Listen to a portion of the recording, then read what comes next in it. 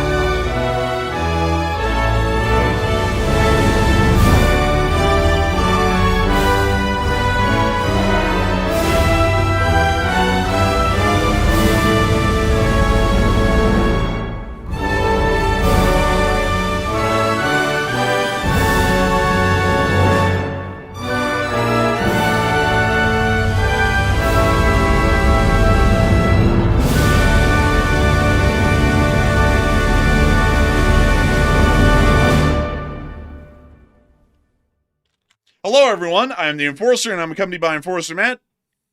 And good evening, folks. It's Enforcer Matt, and welcome back to day 1427 of the War News stream. And tonight we have very big news. We've heard that Russia has been attacked by a massive barrage as their air defenses failed tremendously tonight. We've also seen that Ukraine is now warning of a Chernobyl nuclear crisis at the plant, and also Iran's preparing for a major U.S. airstrike coming up very soon. And we have very big news, and it's good to see you all once again. And of course, folks, we're going to be covering the past 48 hours of news from around the world, as we have been able to get significant developments from most areas of the globe, especially that of Ukraine, as we have heard that over the course of the day, the Ukrainian armed forces have conducted another significant drone strike into the Russian Federation's territory and also within the occupied territories of Ukraine, striking a major ammunition depot within the area of the town of Deboltseve, just to the east of the city of Orlivka, which caused a significant ammunition explosion and a major loss of munitions and arms for the Russian Federation's army groups that are currently fighting around the areas of Konstantinivka, Pokrovsk, and Myrnohrad.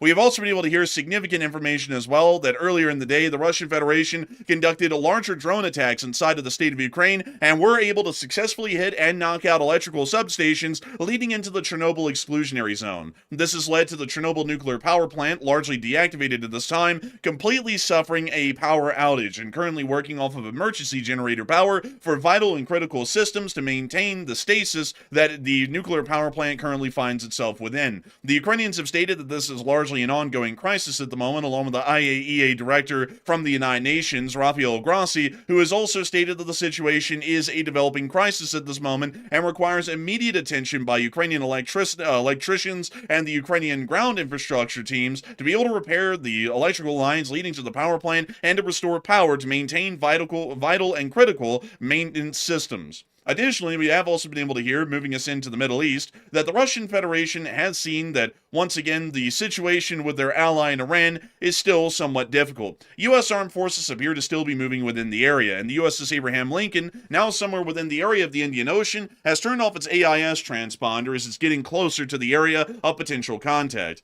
The United States Air Forces have also relocated an F-15 strike squadron into the area of Jordan, while we've also seen the return of a large amount of non-essential aircraft to the Al Udeid Air Base within Qatar. Additionally, we have seen that some protesters on the ground in Iran, especially within the capital, are still continuing their attempt, whether in vain or not, to try and see that the Iranian government listens to their demands. The Iranian government at this point has resorted to directly firing on any crowd that exists in large number anywhere within the country, with video footage emerging today once again showing volleys of fire being directed directly into the crowds by Iranian internal security services and most likely resulting in significant casualties. The Iranian nation has also conducted several executions over the course of the day, including those who were involved in the protest, once again completely defying the statements by the President of the United States that Iran would no longer be killing protesters, as they are shooting them in the streets quite openly according to all video and picture evidence, and they are also conducting ongoing executions. One group, the Immortal Unit, has actually declared that they will be beginning an armed uprising against the Islamic Republic of Iran and conducting insurgent action indefinitely into the future inside the country.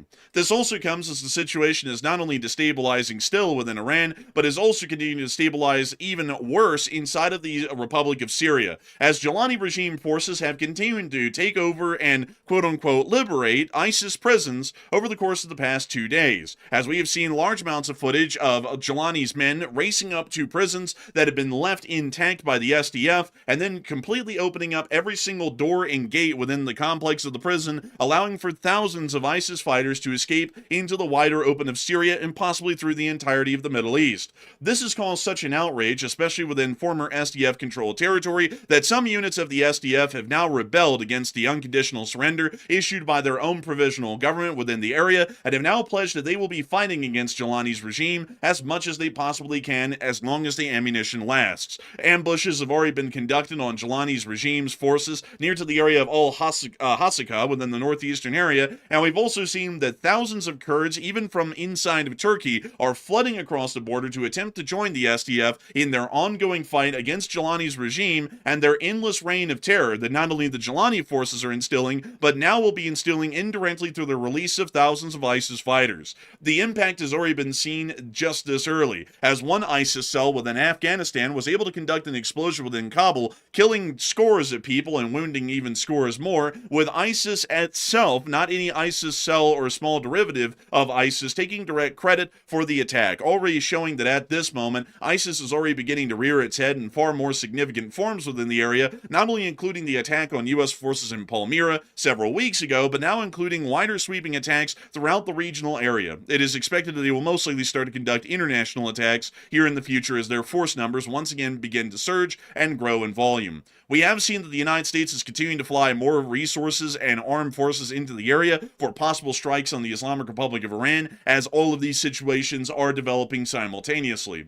We have also heard that at the exact same time, the United States has also seized the motor tanker Sagita, which I believe it's pronounced, off the coast of Venezuela, which was another Russian shadow tanker that has been seized by the United States. Additionally, we have also been able to hear that within the French Republic, they have stated that they will be looking for more Chinese investments into Europe, as it's now understood that China might be a more economically and militarily reliable partner to Europe than the United States, and we've also been able to hear that the United States is now cutting down on 200 positions that the United States shares in a NATO joint command structure within Europe, which is still sowing fear within the European portion of NATO that the U.S. is preparing to abandon the NATO alliance altogether. But with that in mind, folks, we are going to be moving on into our major news throughout the night, and we still do have a massive and significant amount of news to cover over just the past 24 hours. I do want to make it clear, folks, that while we'll be touching on a few of the direct consequences in foreign policy of the ongoing development over Greenland, we will not be covering the Greenland story in any large way once again tonight. I just want to make it clear to everyone that while this is a somewhat larger foreign policy development, the Greenland news is absolutely stupid and idiotic, and I have not really seen a logical discussion or a counter-argument being made by a lot of people on that topic. For those two reasons alone, we're not really going to be covering it. I just don't really find it to be worthwhile, and generally this channel is more so about covering world news than it is covering international circus. That's just more so what we're not into. But with that, we are going to I think it's for the best. I think it's for the best that we lay the whole Greenland situation down and put it to rest, because that poor thing is a sick puppy, and I don't even want to hear about that junk anymore. That's just a bunch of BS. Yeah, I'll just be straight up with y'all. Listening to the news about Greenland is wildly disheartening to both Matthew and me, and really kills a lot of our motivation to even cover the news. It's such a bad situation, especially in terms of what it's going to be resulting in foreign policy. It's something that we can't even really cover without absolutely wanting to crash out or just completely lose any sort of encouragement to keep running the news here on the channel. So we're just going to leave that for what we've already said in prior days, which is absolutely stupid foreign policy, but we will be covering the direct impacts that that's having inside of Europe over the course of the day. But with that in mind, folks, we are going to be doing our usual, by tradition, which is to move into the largest stories of the day and then work our way on through the news throughout the course of the night. We are going to be moving immediately into Ukraine, as we have been able to hear that the Ukrainian armed forces conducted another significant attack on the Russian Federation's armed forces and key infrastructure overnight, with a large amount of that damage already being seen. Its largest attacks being seen just a dozen miles or 24 miles away from the front line within occupied Donetsk.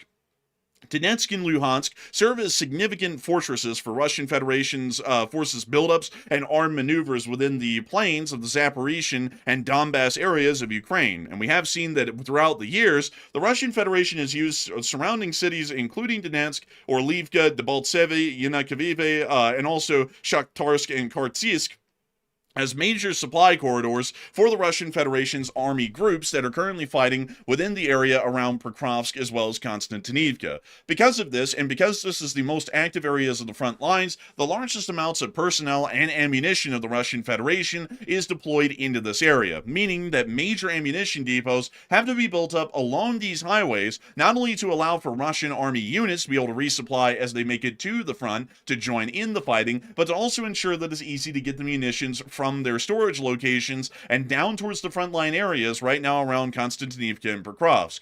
This means that Debaltseve, this town right here, is a fairly important one, especially for the position that it holds. It is directly along the E40 highway leading deeper into the Donbass and directly towards the front line, and not only that, there is an absolutely major rail yard here, which allows for the Russian Federation to be able to divert large amounts of railroad traffic directly into this area, ensuring that their ammunition dump is incredibly close to their railhead, which is an incredibly large part of Russian logistical structure and their function. Because of this, the Ukrainian armed forces conducted an attack on this town last night, and while we have not been able to geolocate the exact area that this ammunition dump was in, we were able to say without a doubt exactly where the explosion was, which was within the town of Debaltseve. There are a couple of locations that we could point out already that might have been the location for this ammunition storage, with this facility here, which appears to be some sort of a former logging camp, being a very high likelihood. With an outside of the industrial, well, more so the residential area of the city, and also farther away, this allows for the Russian Federation to make a security perimeter around the ammo dump, making sure that it wouldn't be targeted and destroyed by Ukrainian partisans, and it also allows for them to have an incredibly small drive distance from the railhead to the ammunition depot. As a matter of fact, the Russians can actually drop off their cargo directly along the spur track that you can see right here, which appears to actually have a platform, and then transport the munitions directly into this facility right here. Some of these buildings already appear to have taken some minimal damage before, but a large amount of them do seem to be intact, which would be conducive to ammunition storage. The facility went up like kindling, best way to put it, and I'll actually be showing y'all the clips here, the three that we have on the map, showing the major explosions as they occurred from this ammunition depot after it had been hit by Ukrainian drones. Damn, son. Pretty crazy one.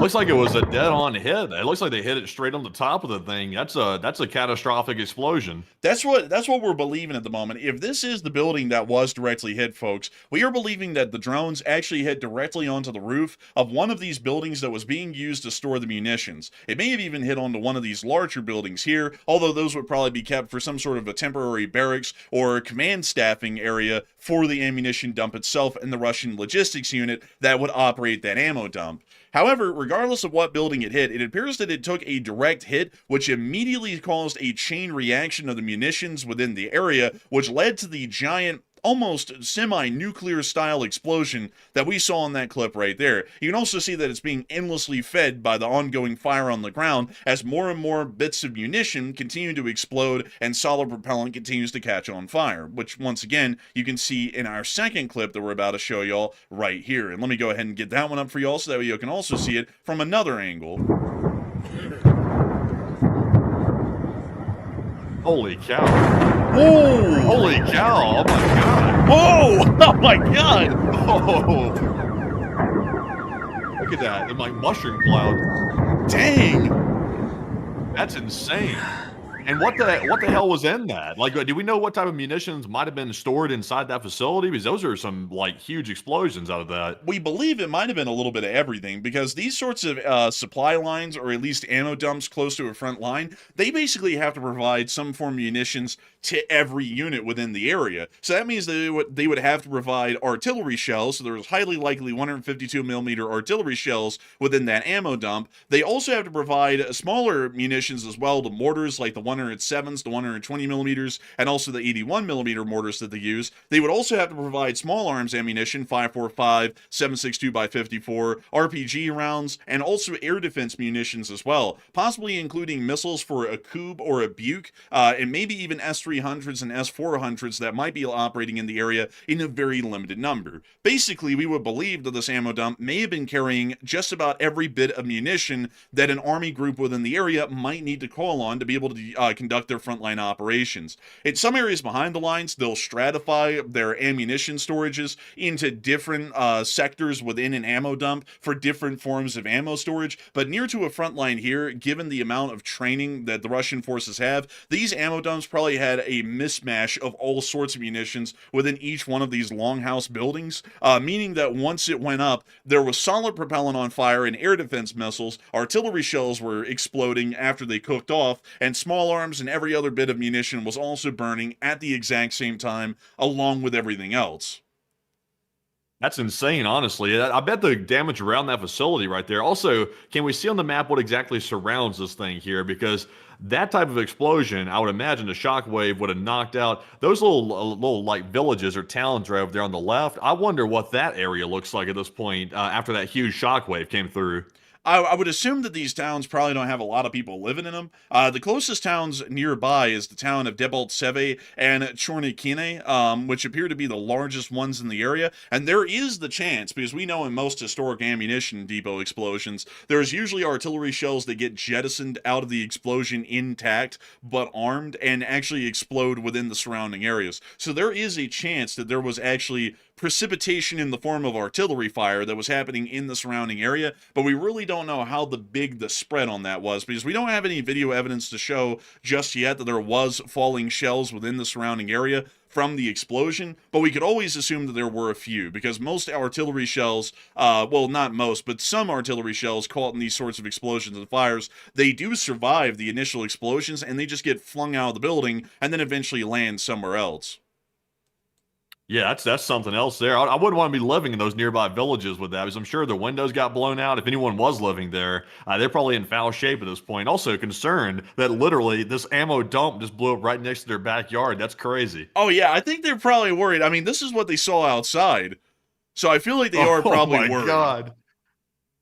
Look at that person coming out to the film right there. They're like, what the hell's going on outside? Bro, That's crazy to walk outside after you hear an explosion like that. Could you imagine walking outside after hearing that? You had to be out of your mind. Man, honestly, you would have to be out of your mind. Dude, folks, it's reflex in Slavic areas of Europe that if anything catches on fire, no matter what, you have to walk outside, even when you're waking up in the middle of a deep sleep, to film the end of the world. Like, it's a rule. Like, even in the occupied areas of Ukraine, they're doing that as well. Look at this guy. He's like, oh, let me get the video of the end of the world. This guy, though, seems to know what's up because right there you can see that they're going to the basement. So I think they're pretty smart. Like, they might actually be smart enough to be able to survive this whole deal. But it does appear that this ammunition depot did suffer a critical explosion and has generally been destroyed, most likely as a result. These ammo dumps near to the front line, especially larger ones like this, are incredibly important for Russian Army Group operations, which are generally the highest level of military unit operations that can be conducted within this area. An ammo dump like that could suffice to be able to arm and operate an entire area of the front, say the Konstantinivka front or the Pokrovsk front, for a pretty decent while of the munitions within the facility.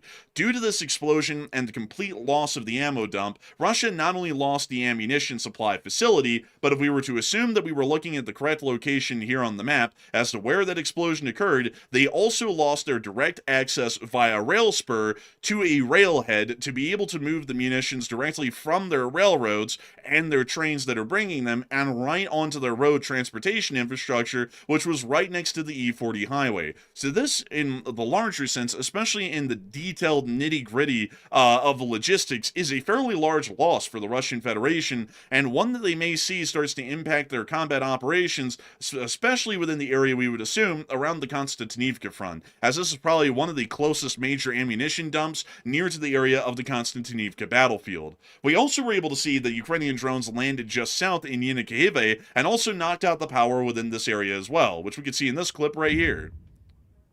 There's the hit. And as you can already see, the power had already gone out by the time these people were filming, and a total blackout had now consumed the entire area of Yenikihive.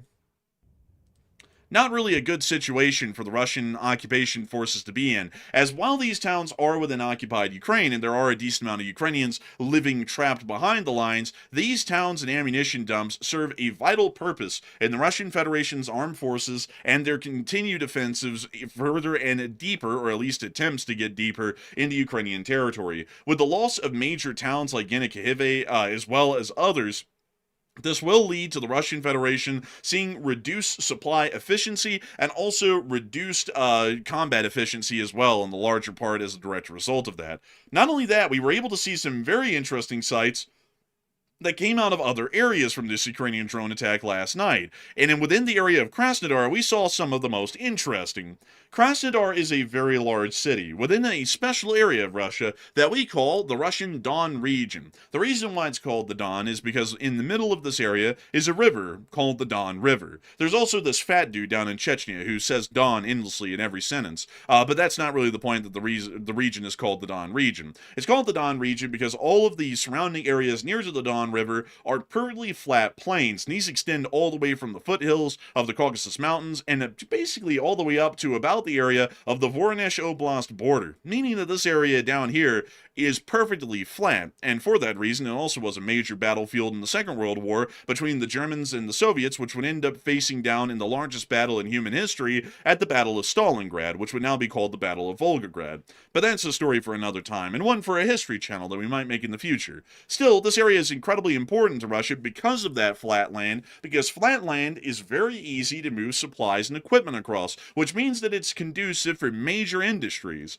And there are a significant amount of major industries within these cities, including the city of Krasnodar. The Krasnodar is directly along the Kuban River, and is also a fairly important sort of a city to see, at least in terms of operational ability. The Ukrainians did send some drones their way last night, and it appears that there were a little bit of some issues. Some small ones, I'd have to say, mind you all. Everyone knows that no Russian city has ever been hit by a Ukrainian drone. They're just hit by the falling debris of Ukrainian drones, which somehow is about more damaging than the Ukrainian drones themselves. But last night, it wasn't the Ukrainian drones that ended up hitting the city of Krasnodar. Oh no, it was actually the Russians' air defense missiles that ended up hitting the city of Krasnodar. The Russian S-300 and S-400 air defense missile batteries within this area actually had significant and critical malfunctions, which is very similar to what we saw in the city of Novorossiysk. And these missiles took off from their silos and immediately nosedived into residential areas, slamming into the side of apartment buildings that were occupied and causing untold amounts of casualties and fatalities as a result. Here's the clip. Ooh!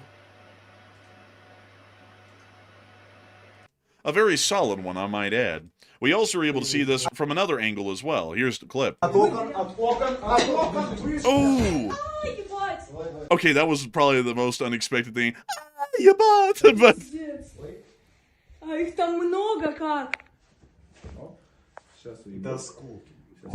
Ебать! Ёбаный в рот, вы что там, обкурились нахуй? Блядь, Вы что, хохла пустили там? Пиздец! the cameraman goes back to the window to look out and surveil the smoke cloud rising from the S-300 slamming directly into an apartment building. Что это, блядь, ПВО, это походу реально бомбежка, нахуй. Блядь. Просто, блядь. Может, вы к нам поедете, немка подальше будет. And that's the end of the clip. Also, by the way, folks, apparently the reason why Matthew isn't talking on air, because I was also just wondering about that as well, is that for some reason there are some significant call quality issues that are going on right now. So hopefully we can see that that'll be fixed at the moment. Not entirely sure, but... So can you hear me now? I can hear you now. Okay, so that is definitely an issue on your end, man. We'll have to troubleshoot that after the stream's over tonight. We definitely will, but hopefully we can just soldier on in the meantime. But we can see the next clip here of the impact of the S-300 right there in that clip. But actually moving on, sorry folks, I got distracted there. We can actually see the damage that the S-300 caused from its direct impact. But that's the end of the clip right there, and still showing us the significant damage that was caused by the impact of that S-300 within the area of the city of Krasnodar. We additionally also got to see the targets were hit next door in Ifipsky as well, which appears to have once again been another failure of the Russian air defense systems.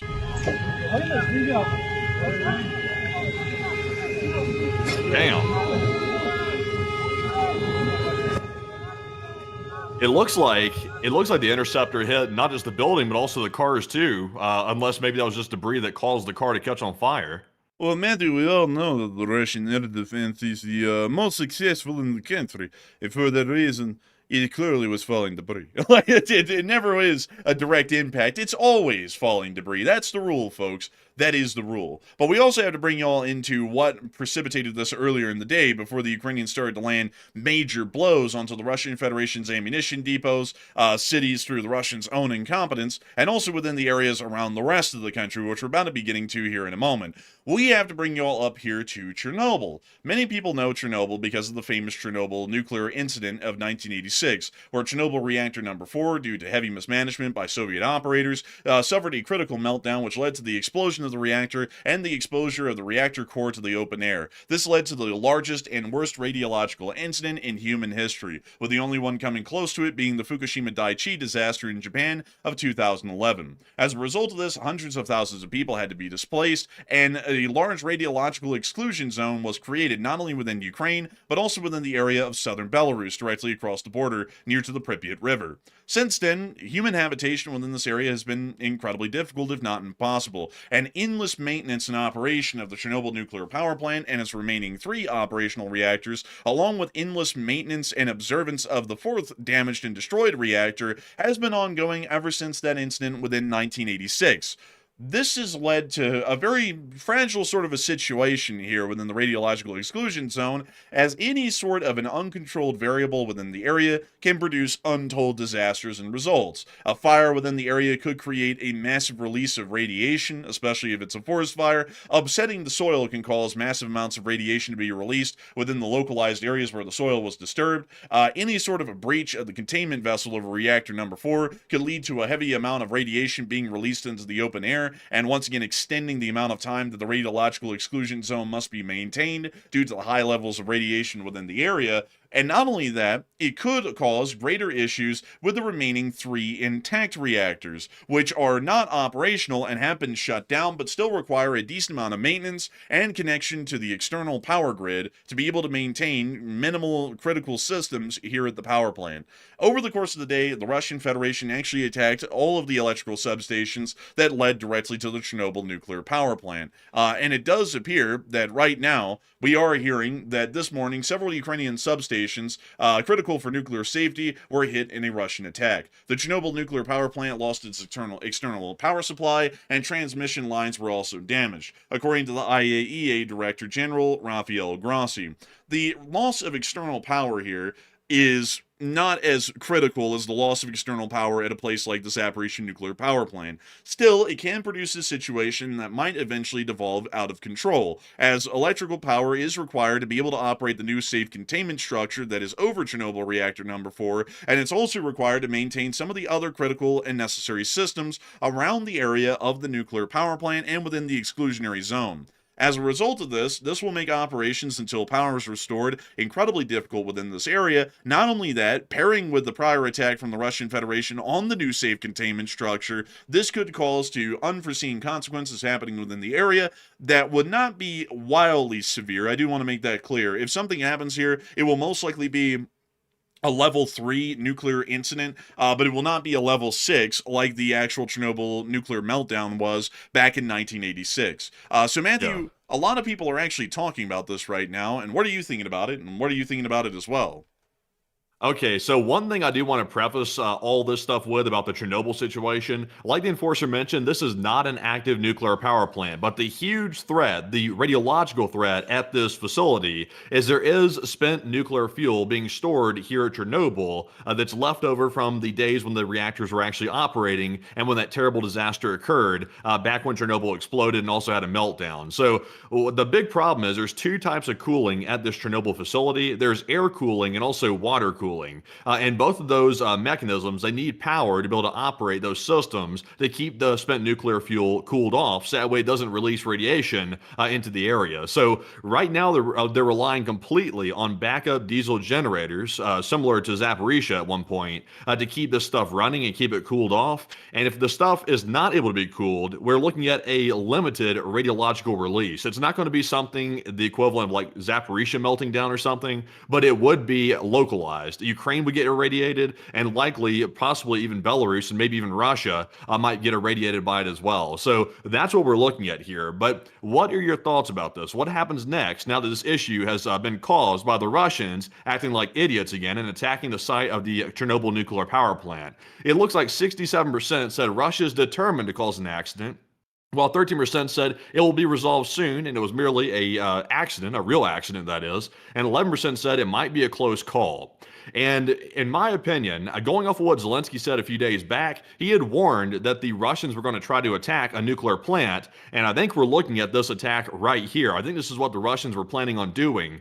They struck the power station, the substation outside of Chernobyl, with likely, in my opinion, with the intent of causing a situation like this. So I would say, I think the Russians are going to probably try again. They've been hitting Chernobyl multiple times. They've also hit the containment structure with a drone not too long ago as well. So Russia is doing this stuff on purpose. You don't accidentally hit a nuclear plant. If you do something like that, it's likely intentional. So I'm with the 67%. But Enforcer, what say you? I'd have to say that I believe with the 67% that Russia is determined to cause an accident within this area, because the Chernobyl nuclear power plant has posed a significant target for the Russian Federation in prior times. The Russian Federation did occupy and control the Zaporizhzhia nuclear power plant during the first month of the war in Ukraine, and also caused significant disturbances within the area by digging up the soil to create some forms of protective installations like trenches and bunkers within the area, which caused heavy irradiation to those who were digging around and playing in the dirt.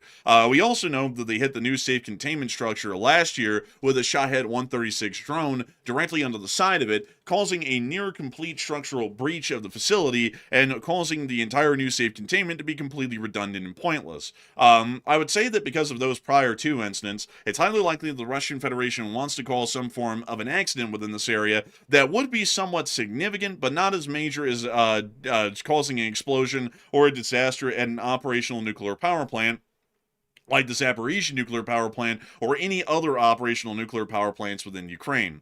Because of that, I think they might be going for this one because the radiological incident would be a lot smaller and would most likely only cause a radiological incident directly within the Chernobyl exclusion zone, within Belarus and Ukraine, and largely not pass much farther beyond that. The amount of radiation release, folks, that's currently coming out of reactor number 4, from what we understand, is actually far less than what a lot of people would believe. It's far less than it was in 1986, and surprisingly enough, scientists are actually saying that the radioactive half-life, or the amount of time that the area will be irradiated to the point that humans cannot live in it, actually appears to be far shorter than what it was originally forecast and anticipated to be back around the time in 1986 and 1987 when the first liquidation work was being done within the area. So that means that the amount of radiation dissipation happening here is happening at a far faster rate than we would have anticipated, and they actually believe that now the area will mostly be inhabitable if things stay the way they are within the next 100 to 150 years from now, which isn't really that much farther away compared to about the 400 to 500 years which was originally forecast during the nuclear incident.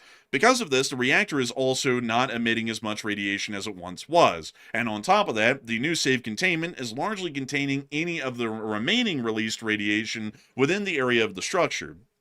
But with all of that in mind, we do have to remember that if anything starts to happen here, radiation will be released. It's just not going to be in any sort of an amount that would be equivalent to the reactor meltdown in 1986. So I would have to say they're probably wanting to conduct that attack once again to circle back around to the start because it wouldn't be as major of a radiological incident, but it could still be used to instill terror not only within Western powers, but also within the Ukrainian government that could happen at an actual operational nuclear facility within their territory. So I'd have to be with a 67%. And also, by the way, just to give y'all some reference points here to get an idea of how serious this would be if it gets to be really bad. Like, for example, if they're not able to get the power reconnected to Chernobyl and also the generators run out of fuel, here's generally how bad it would be. For example, the Fukushima disaster, which was a pretty serious nuclear disaster, that was only 10 to 15% of the radiation release that Chernobyl had back in 1986. If Chernobyl in its current state with the spent nuclear fuel inside of it, if it melted down or started releasing radioactive gases, it would be millions of times smaller than the Chernobyl disaster back in 1986. So we're looking at, possibly 3.6 Rontgen, not great, not terrible, perhaps. Seriously, like it would actually be not that serious this time. It would still be a radiation incident, but it would not be, for example, like a total meltdown or something. So it is serious, got to take it seriously, but it's not going to be a huge disaster if it does happen. Listen, Dyatlov, this isn't our decision. Word from the top is we have to have the safety inspection done. All right, it's got to be done. We're going to leave now. Race to power. Man, At least we won't have graphite on the ground this time. That'll be an improvement. Yeah, hopefully we won't have that happening. Like, once again, folks, it will be a nuclear incident, but there is a sliding scale to how bad a nuclear incident can be, and if one comes out of this, while it's not going to be great, it's also not going to be the worst thing that's happened in human history. So luckily we kind of have that going for it at this point, but I also think that's what the Russians are going for right now, is to make it clear they can conduct this kind of an action, and they will do it against an actual operational nuclear power plant. They're just trying to send the warning this time with the Chernobyl nuclear power plant. But anyways, moving on out of that, we have also been able to see, moving us on back down into the area of Krasnodar Krai, that those S-400s seem to have significantly failed over the course of the day. And something I have to remind all of y'all of is that they're failing everywhere. Everywhere there's an S-300 and S-400 system these days, folks, we are seeing that none of them work. In Novorossiysk, just to the west, in Krasnodar, in Crimea, anywhere in Russia or the occupied front lines, in Venezuela or Iran, S-300s and S-400s are not working. And this is leading me to believe, folks, that finally we're getting down to the very nutshell of what Russian military equipment is. It's overrated garbage. And we also were able to see that was definitely true in Crimea. Down in Crimea, there are a couple of airfields. At Dzhankoy, there's a fairly significant one. This one's been used by the Russian Federation's rotary aviation wings of the Russian Army for years now, and while we have seen that they have been evacuated from time to time, they generally return back to the Dzhankoy airfield and conduct normal operations. This airfield, for that reason, is surrounded by some air defense forces, including some Pantsir S-1s, and from what we would believe, there is an S-300 and S-400 battery operating somewhere around the area of Dzhankoy, meaning that they have a long-range air defense in the form of the S-400s and medium and short-range air defense in the form of the Pantsir S-1s. Both of those failed because a Ukrainian drone was able to make it through and literally blow away the entire airfield command center in the middle of the night thanks to the actions of the 30th Brigade of the Ukrainian Marines. Here's the clip right here showing us the Dzhankoye airfield. There it is, right here. They're going to zoom in on it a little bit more. And there's the command building. This is the one that operates all of the Army aviation in this airfield, mind you all. This is the one that gives the helicopters its orders, and this is where the command staff's at. We can see them walking along with their drone, getting ready to launch it, and now we can see the drone airborne and flying right over to Dzhankoye, right to the airfield. There's the command building right there. It's just sitting there, sort of menacingly. Not for long. Not for long it will be. So the drone is now circled back around, and it seems to be battling high winds at this point as it's kind of bobbing and weaving its way in. But it's making it right to the command building and the air traffic control tower all in one. And slamming right in. Oh my God. That was one hell of a damn bad hit right there. That's a command post going bye-bye. I think that command post might be out for a little while they try and mend the building from what appeared to be about a 500-pound bomb slamming right into the side of it. So I don't think that building will be around for that much longer. And that also means that the Army aviation based at this airfield may have been delayed in its operational capabilities. Here's the building once again, folks, just to give you all a look at it. And oh, look at that. You can see the Russian supply trucks right out front. A couple of fuel trucks. Let's see, a couple of cranes. Generally a nice little array. And look at the kind of helicopters they have around here. Ka-52s. They have some Mi-28s. They also have, let's see here, some more Mi-28s. A lot of Mi-28s. A couple of Ka-52s. You can see the Ka-52s down here. And also on top of that, they have all of their transports over here as well. These are all Mi-17s, which are basically utility helicopters. It's their equivalent of a Black Hawk or a UH-60, or a Chinook even. It's kind of like a mix between the two in terms of carrying capacity. Kind of halfway in between a Chinook and halfway between a Black Hawk. But we believe that this little unit may be suffering a little bit of lack of coordination and combat capabilities because their main headquarters was knocked out. And we've seen that generally causes some delays in Russian military activities when their top command is knocked out because they usually don't have any backup command set up within the area to immediately take over most of the time. So moving on out of the Dzhankoye, we also were able to confirm some other major hits around the rest of the country, including one that was seen in Belgrade. The Ukrainians decided that knocking out about 350,000 people's power in Belgrade and leading to the city having to conduct minimal evacuations at the moment just wasn't good enough. They needed to send the message a little bit more. So they hit the Belgrade thermal power plant a second time. That's a kind maneuver. Oh, you hear the air raid sirens. I think that might be a jet-powered drone up there. Slisha. Hecklo. Oh? Dude, they got those old-timey air raid sirens going on out here. Yeah. They got the ones out of that Peter Pan movie in Disney. The German bombers are overhead. Make your way to the nearest public shelter immediately. Oh. Oh? Damn, son. That make that any louder? Твою мать. Твою мать. Oh, you hear one of them. I'm not gonna lie, these air raid sirens are kind of like ambience, like good ambience, honestly. I like them. Oh, someone's getting a ride on the trolley down the street. Yeah, really. They got to make their way to their destination in the middle of this chaos. Bro, the streetcar just stopped. Ding, ding. Next stop, 34th Street. Next stop, like, make sure to pay your fare. Listen to that. Next stop, 34th Street. Man. Russia doesn't give a damn about these things right here. They're like, yeah, it's so common. We're getting hit all the time. Just keep rolling. It's like, I don't even think the streetcars are running at midnight. I don't know what that was. That was like the ghost of Soviet past or something like that. But we also got to see here some more clips of the attacks in Belgrade and Oriol. We'll be getting out to the Oriol news in just a moment. Oh? That looks like smoke rising. Oh! That is smoke rising. Ooh. Dang. Looks like a lot of air defense failures. Looks like a lot of stuff's getting through during these attacks. Yeah, a lot of stuff's getting through, and then the Russians are blowing up their own people with their own failed air defense. I mean, it's not going well for them. There's the smoke rising from the thermal power plant. You can see more impacts making landfall near to the area. And there's a fire on the thermal plant. Does that mean they're generating a lot of power?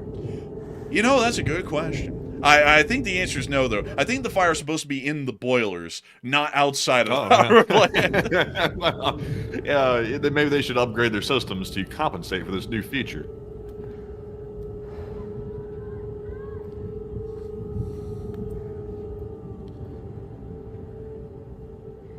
Well, gotta tell y'all, it's just not a good day for all those Russians in Belgrade. And it's also not a good day a little bit north up in Oriel. Oriel also got hit as well last night, which we were able to see in these clips here.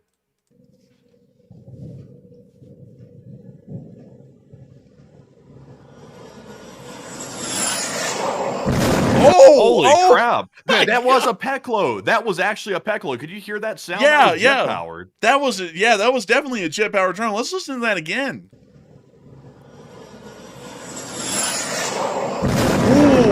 Yeah, that is insane. I can't believe that. That is the first time I've ever actually heard like the sound of the Peklo jet engine on camera. That's the first time I've ever heard that. That actually was really scary sounding. I'm not gonna lie. That thing sounded like an angry slide whistle coming to kill something. Like it's like honestly, man, that's intimidating. We also have another clip of it as well right here.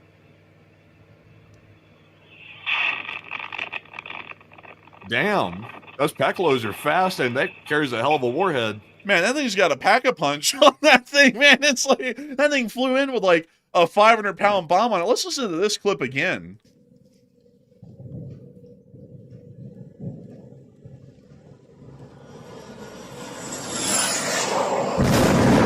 Golly. Jeez, that is crazy. Also, by the way, I was trying to get the information about the Peklo real quick because it is a newer turbojet drone that Ukraine uses. We're told that it can reach subsonic speeds up to 700 kilometers an hour, which is Mach 0.5. So, I mean, it moves fast. As you could hear how fast it was going. That thing was booking it at full speed. And it's mainly made of Ukrainian-made components, and it carries a warhead of about 50 kilograms. So that's why that explosion was so large. This is a pretty sizable warhead on this thing. So that's one of the first times I've ever actually seen the actual impact from one of those, and also definitely haven't heard the sound before. So that's remarkable to see that. Yeah, I mean, that's crazy. Also, apparently that's the sound this little, like, hobby jet engine makes on that thing, which is actually pretty intimidating sounding. Yeah, I would say so. They ought to use these more often. I don't know if it's like a supply constraint or something. I don't know why they don't use these as much. Yeah, I wonder. Let's see, 700 kilometers an hour. I think that's getting up towards like 300 or 400 miles an hour. So it's not like insanely fast. You know, it's not like transonic nearly where it's like Mach 0.9 or anything like that. But it does move way faster than the Ukrainian Leoudis. I don't think we even have to question that one. It sounded like it was moving way faster when it was hitting Oriel. Yeah, and also, by the way, the Acid Bro said, and wait a minute, how do you guys know the sound and the exact weapon this is? I've studied the new Ukrainian weapons. I'm fascinated by their new innovations, so I studied them. So I knew generally the sound a turbojet makes, and there's only two different types of munitions that Ukraine currently produces, newer weapons like the Peklo, that sound like that. So I knew generally what I was listening for, but the moment I heard that, I was like, that has to be a Peklo. And also, I think the commenter noted it was probably a Peklo, but after hearing it, I can probably confirm it's very likely, probably like 99% chance that's what that was. Also, speaking of all these strikes that happen within occupied territory and also within Russia itself, it appears that the Russians have apparently had a little strike of their own today on their own guys. Russia has announced the following. Let me read it to y'all.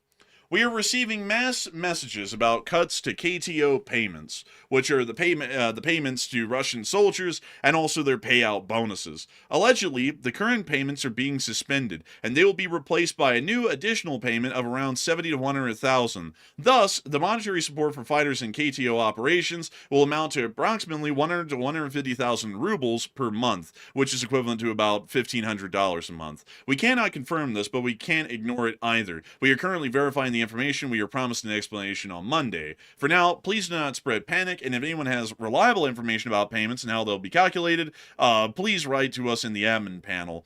In short, the Russians are now going to be cutting their payments to their soldiers by about 30 to 40% or so. At least that's what's going around right now in the circles, that the payments are about to be significantly increased.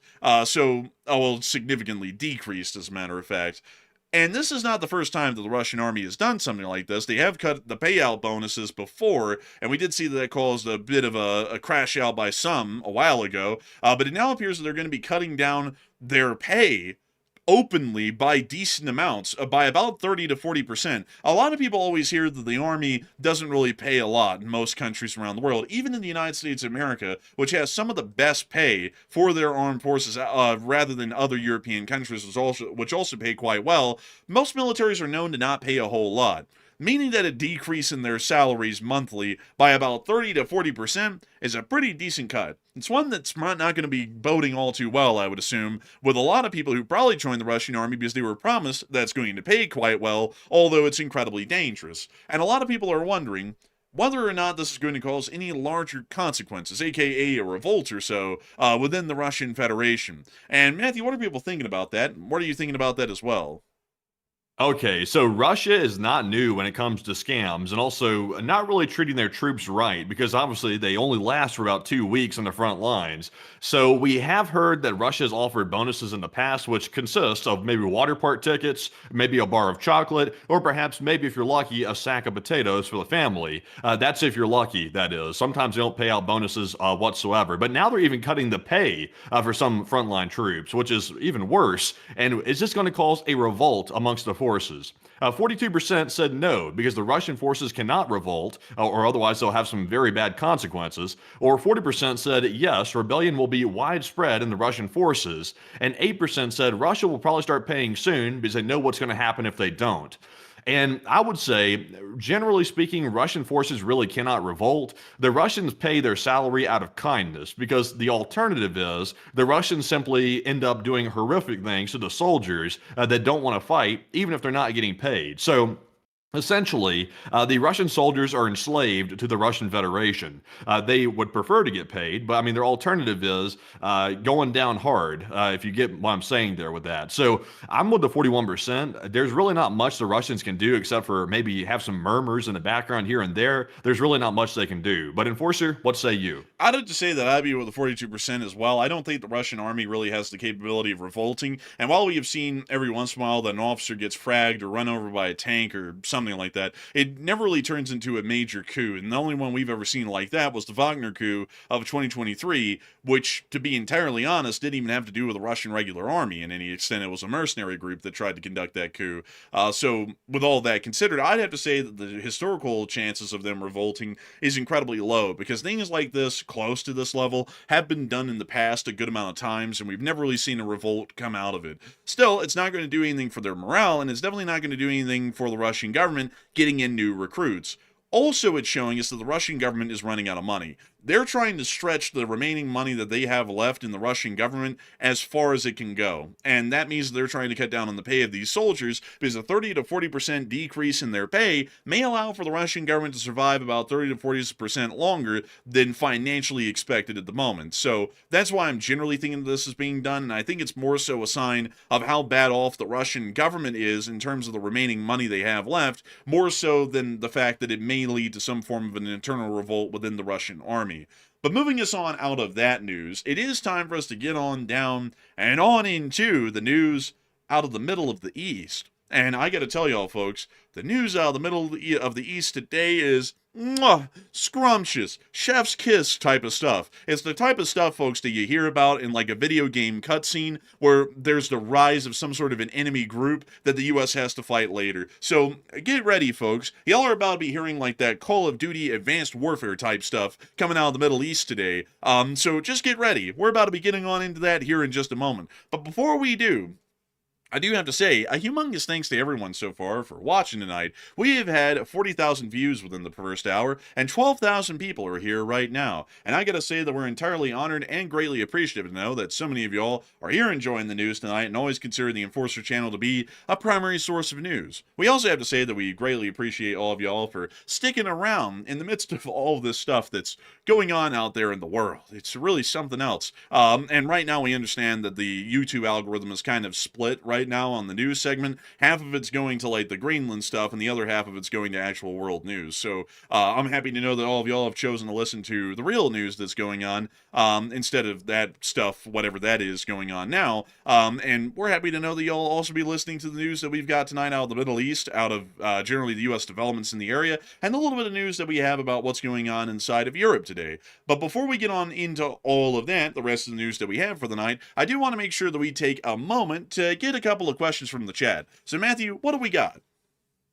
All right, so grabbing our first 3 super chats of this first segment, this one goes to none other than Trister1, a longtime channel legend, and it has been a minute since Trister has been throwing in a super chat and also being in the live chat, and we're glad to see you once again, Trister, and I think he's already left for the night, sadly, though, but I'm sure he'll hear it tomorrow if he's listening, and Trister threw in a massive $150 support, the largest of the night, and we do appreciate you very much, Trister, for helping to keep the channel running, and of course, that is very, very much appreciated, but Enforcer, what say you? And I gotta say, a humongous thanks to Trister1 for the $150 support without a comment. We're still massively appreciative of it, and I gotta say that it's great that folks like you, Trister1, who are old guards and channel legends, are still here enjoying this channel and supporting it so that way we can keep this channel running and keep this thing rolling. If it wasn't for folks like you, we wouldn't be able to make this thing possible, and we wouldn't be able to do the kind of news coverage that we do each and every single day. I gotta say that it's always massively appreciative that folks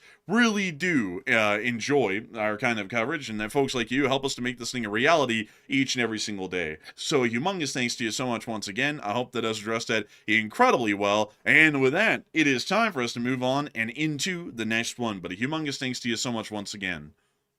Indeed. And also, by the way, just to address what I'm seeing in the chat, people are referring to Air Force One making a U-turn. It was heading to Davos, Switzerland. It has made a U-turn, and it's going back to Joint Base Andrews. There's nothing severely wrong. It's simply a minor electrical issue is the reason why they turned around. So apparently the president will be taking a different aircraft, I believe. I'm being told a C-32A for the trip. So that's the only difference. It's not a huge deal. It's just a little minor issue. Probably out of an abundance of caution, they've turned around. But with that, moving on to our next super chat, this one goes to Sam Johnson, who puts in a $100 support, and thank you very much, Sam, for that very generous support, by the way, and we appreciate that. First time ever super chat. And Sam said, first donation, I've been listening for quite a while, and I'll need an application for the LSA.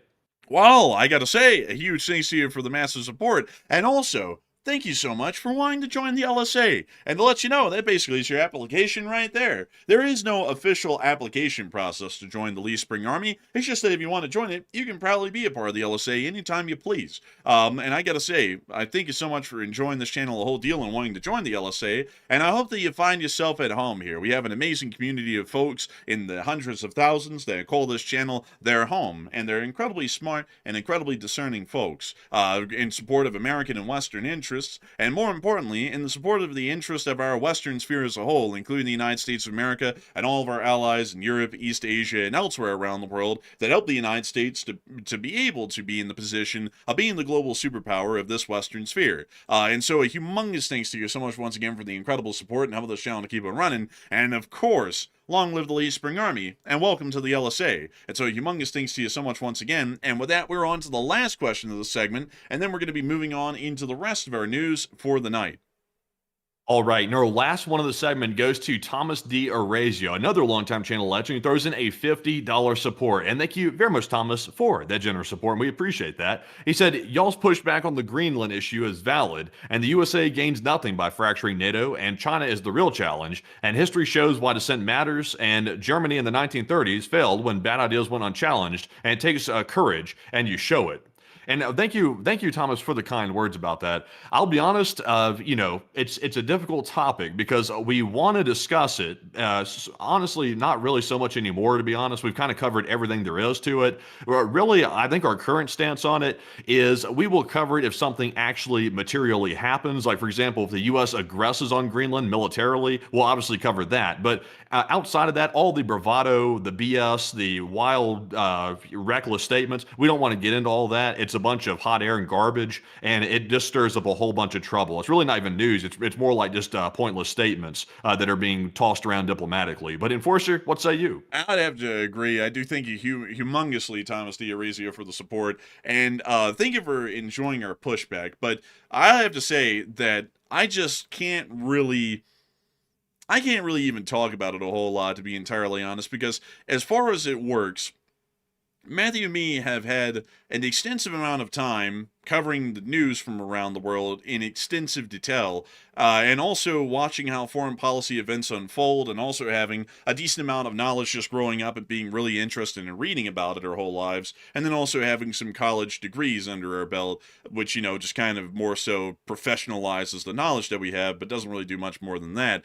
And watching what's going on with us right now, it's disgusting, to be entirely honest. I've never seen anything like it before in my life. There's never been anything like this in U.S. history, and that's not a good thing. That's a bad thing. It's just insanely hard to even talk about it or make it a part of a news routine or a news cycle, because it is very demoralizing to Matthew and me. It's basically watching one guy who is an extreme narcissist rip apart the entirety of what the United States has built over 250 years because he can't handle the fact that a stupid medal was given to some woman from Venezuela instead of him this year. Like, that's basically what the whole thing's boiled down to at this point. And when you look at it like that, it's really hard to say that looks good for the United States, and that really looks like we have someone who's mildly competent in charge of the country. Like, that's not even trying to be political. That's just how I look at it. And that's, I think, how anyone who would be balanced minded will look at it, instead of saying, oh, that's perfectly reasonable. So, and then on top of that, knowing how that was said, I'm sure we're about to get 10 comments in the chat of people bitching about, it's perfectly fine for people to be narcissists and so on, and make the whole world revolve around them. And then you just go back down that rabbit hole again, which is very disheartening to see people even try and argue that. So, I do have to say, humongous thanks to you so much once again for support and helping this channel to keep on running, Thomas, because if it wasn't for folks like you, we wouldn't be able to keep this channel running, and we wouldn't be able to cover news that actually matters, for one, and also, on top of that, we wouldn't be able to keep this thing running, at least in terms of realistic news that we try and cover each and every single day. News that actually makes some sense and is founded largely in reality. And so with that, I hope that does address it the best I can. And a humongous thanks to you so much once again for support and helping this channel to keep on running, because if it wasn't for folks like you, we would not be able to make this thing possible, and we wouldn't be able to keep it running. And so with that, I hope that does address that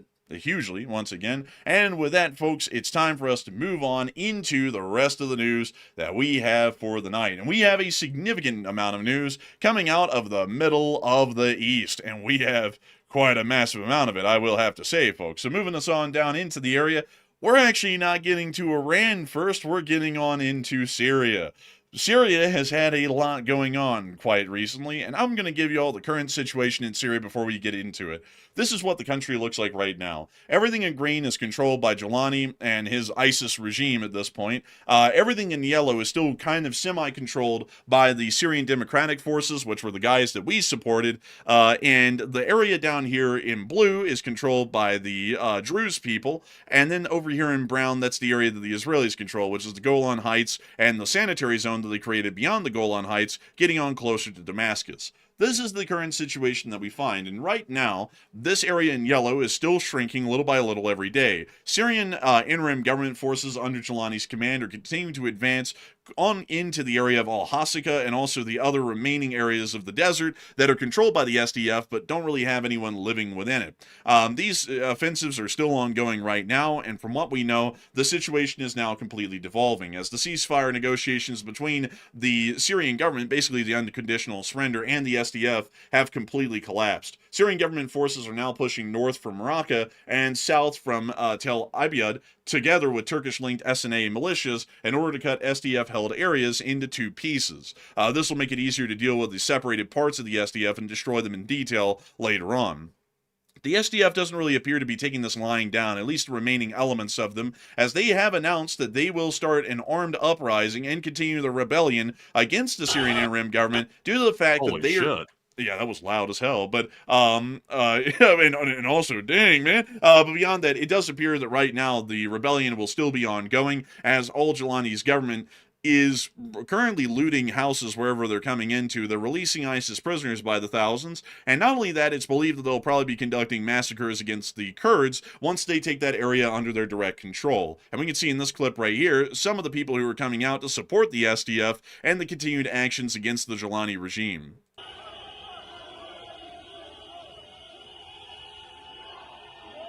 What is that flag that guy's waving right there, by the way? That flag with the white and black text on it? I don't even know, really. Like, it's a weird flag. It's got, like, someone's face on it. Yeah, it's kind of a little concerning, actually.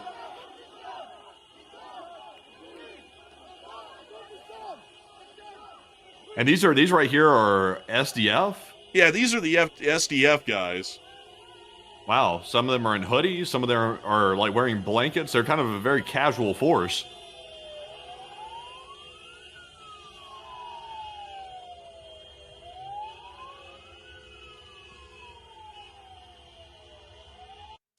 Also, we were able to see in this clip them having a little group picture.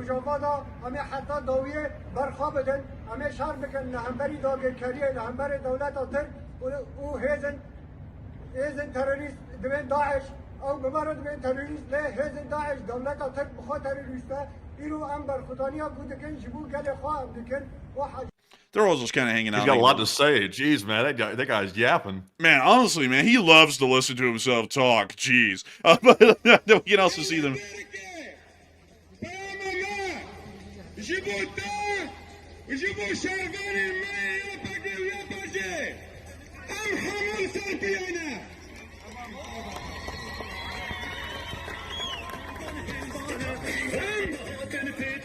All right, well, we'll have to mute that right there. But it appears they're having a little rally, at least within this area. We don't know what town that was in.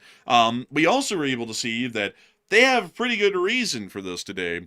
While the U.S. has pretty much turned a blind eye to the SDF getting steamrolled, and we haven't even really heard any statements from the President of the United States or the Secretary of State on the ongoing collapse of the U.S. basically backed area of Syria, it does appear that Jolani's making it pretty clear that the U.S.-backed area of Syria no longer exists. We were able to see videos of them entering the prisons today, the SDF at least, and liberating ISIS prisoners by the thousands. ISIS prisoners have been held within these prisons for about 10 years. And also on top of that, we know that their families were also held with them because, just to explain this, women and children of ISIS fighters are as radicalized as the men are. And for that reason, women and children had this ongoing tendency, especially during the war against ISIS, when ISIS actually held ground in the area, of spontaneously exploding wherever they were, if y'all get my drift here. And because of that, they were as high of a risk of as the men who actually picked up the guns and fought against any faction inside of Syria or against the Republic of Iraq's government. For that reason, they would go and arrest all of them and throw them in prison because there was absolutely none of them that could be trusted. So we now know that the forces of Jolani's regime are rolling right up into prison and releasing all of them, the men, women, and the children, back into the open, the thousands of them, to basically go back and try and get another go at creating an ISIS state. So here's the clip. You know it's Syria. We already know it's Syria. That just started it off on a, like, icing on the cake right there. Listen to that. Like, this is... Matthew, listen to this. It's Syria. Oh.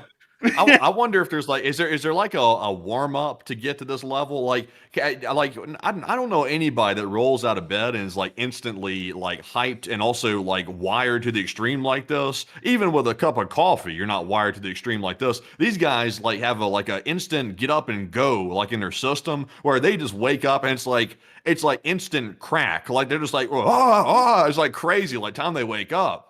Bruh, who's going to be more hype? Someone up to their gills in coke or just some random guy in Syria? Like, it's like, man, we're really battling the odds here. Man, Really, I'm telling you. let's listen to this guy one more time, folks, because this is just the funniest intro to something. This guy sounds like he's like drowning in an overdose right now. Oh my God. Why? Why? Like, my question, like, seriously, like, I know people just say, oh, they're extremists and that's why they act like that. Like, seriously, why do they act like this? Like, they act like they're hyped or hopped up on something. I don't even know, man. I have no clue.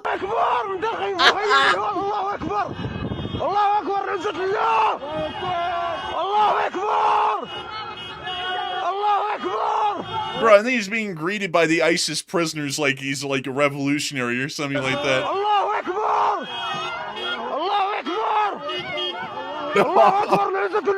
He's in a frenzy. It's a frenzy.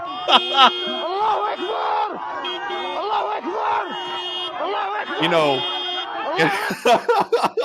if this was anywhere else other than Syria, they would commit this man to a mental institution. They'd be like, I think he's having a mental breakdown. This guy sounds like he's lost his mind. Bro, imagine you hear that an army is going to be coming through town and clearing out your place in the name of whatever country they're from, and then you just hear off in the distance, you hear, like, you'd be like, oh no, we're all gonna die. Like, we're gonna get massacred. Like,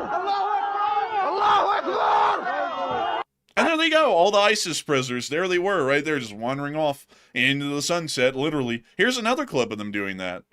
Hey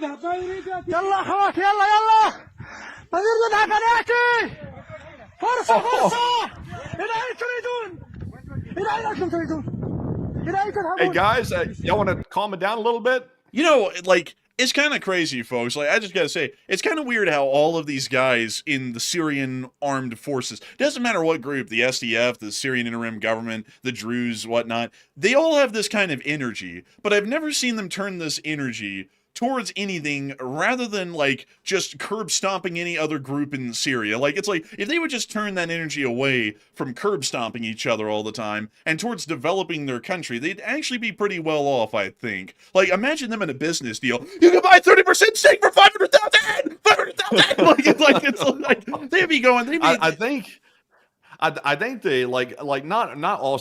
By the way, like, not to generalize the entire population of Syria, because there's a lot of people in Syria that want to be calm and you know, not insane like this. But the folks that are fighting in these factions and in these military groups inside of Syria, they are the reason why the country stays in chaos, because of this crazy mindset and also this behavior. I mean, this behavior here is not. You're not going to have any semblance of like peace or normalcy with people acting like fools like this. Like, you can tell by the way they're acting, they're so hyped up. There is no way they could have any type of logical like thought about the situation. They're too emotional. Like, they got to calm down.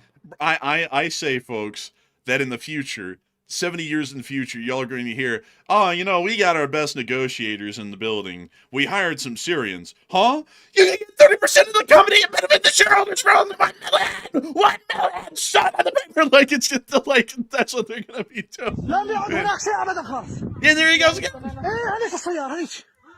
He's literally standing in the middle of nowhere. There's 3 people around him. He's acting like he's in the middle of a crowd that was just watching Alabama get curb stomped by Georgia or something. It's like you would think that something was actually going on here, but he's just in the middle of nowhere, just watching ISIS prisoners walk off into the sunset, and he's like going off like it's just the craziest thing he's ever seen.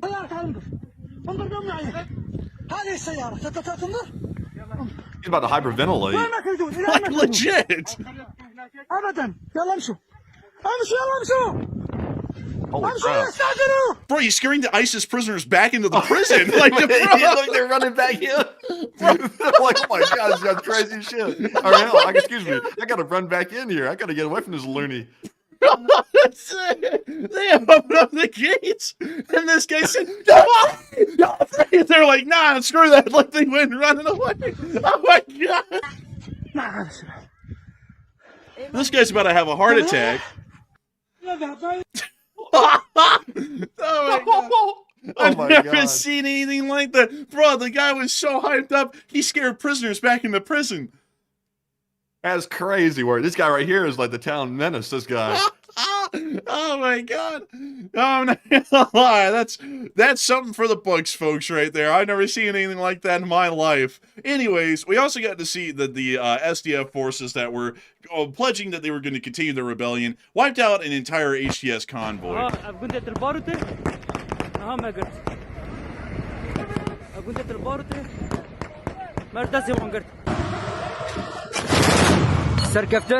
This is the SDF, by the way. Forgot to mention cow. that. Is that a GMC, like, that's a normal GMC truck right there, and they've put what is that, a gush gun on the back or something? Yeah, they put a dual-barreled 23mm gush gun on the back of a GMC, Suburban or something like that.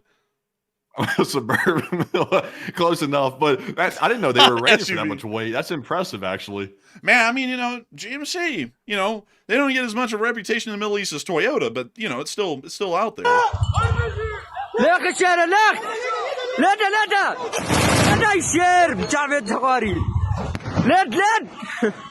This feels like a lobby in a video game, folks, whenever, like, you just have a whole bunch of people in a war simulator, but they're all trolling.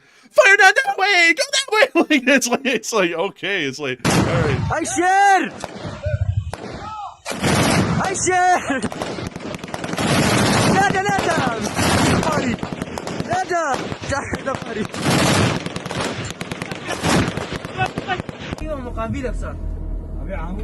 Notice he wasn't even aiming the gun. It was just like it was facing one direction the whole time, like in one little small spot, and he was just firing repeatedly. Like he wasn't even moving it.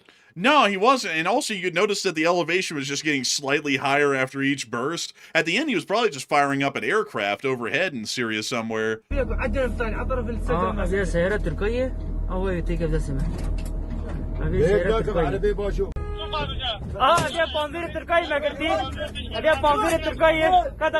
Quintessential Syria. They're driving in a convoy, and for some reason they just left the doors wide open on an armored car. Which is, those doors are made to protect you from, incoming gunfire. I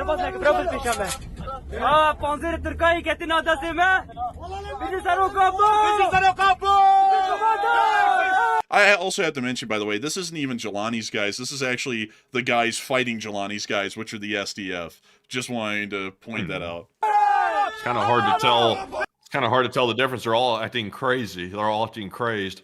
Now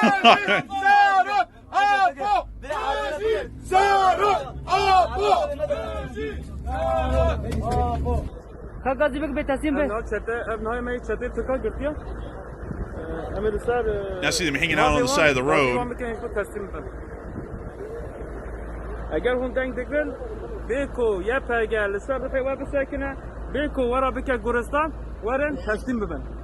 Someone back there just upchucked like a hairball or something. Went, bro, listen. Oh my god, man! Somebody's having a little bit of a problem back there, possibly overdose. Bro, these guys right here in the video, they're going, "This is my radio. This is what I use to yell Allah snack bar in the middle of battle." Bro, like.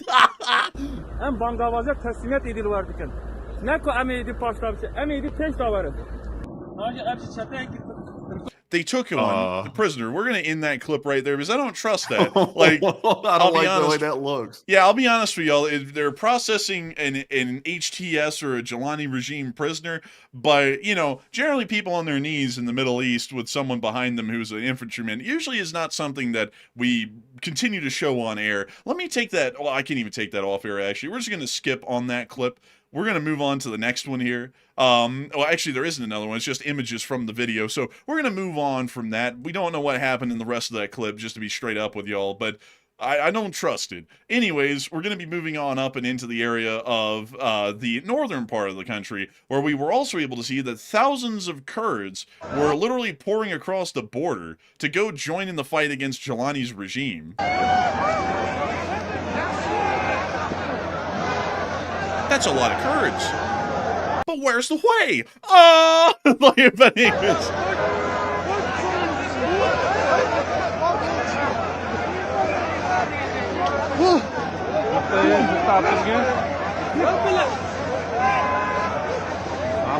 I don't really know what their plan is, but they got the spirit. I'll tell you that. Next thing you know, folks, Nardwar is going to be out here going, y'all remember your first armed group, the Kurds in Hue? Oh my god, how did you know that? You're the Kurds. We have to know. But anyways, moving on out of that, it does appear that at the moment, the situation is continuing to get a little bit nasty, especially for the SDF, as the old Jolani regime is actually being supported at the moment by airstrikes that are being conducted by the Turkish Air Force, which is also airstriking any SDF forces that were seen within the northern area of the country. Here's a clip showing the mushroom cloud from one of those explosions, and here's the actual video of another one.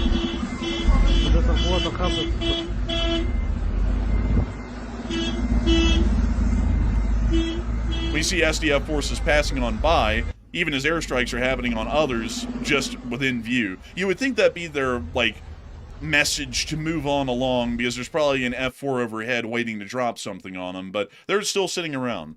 Anyways, a lot of people are starting to wonder, what is this whole Syrian situation turning into? And what is Jolani's larger motivations within the area? Does he plan on turning against the United States?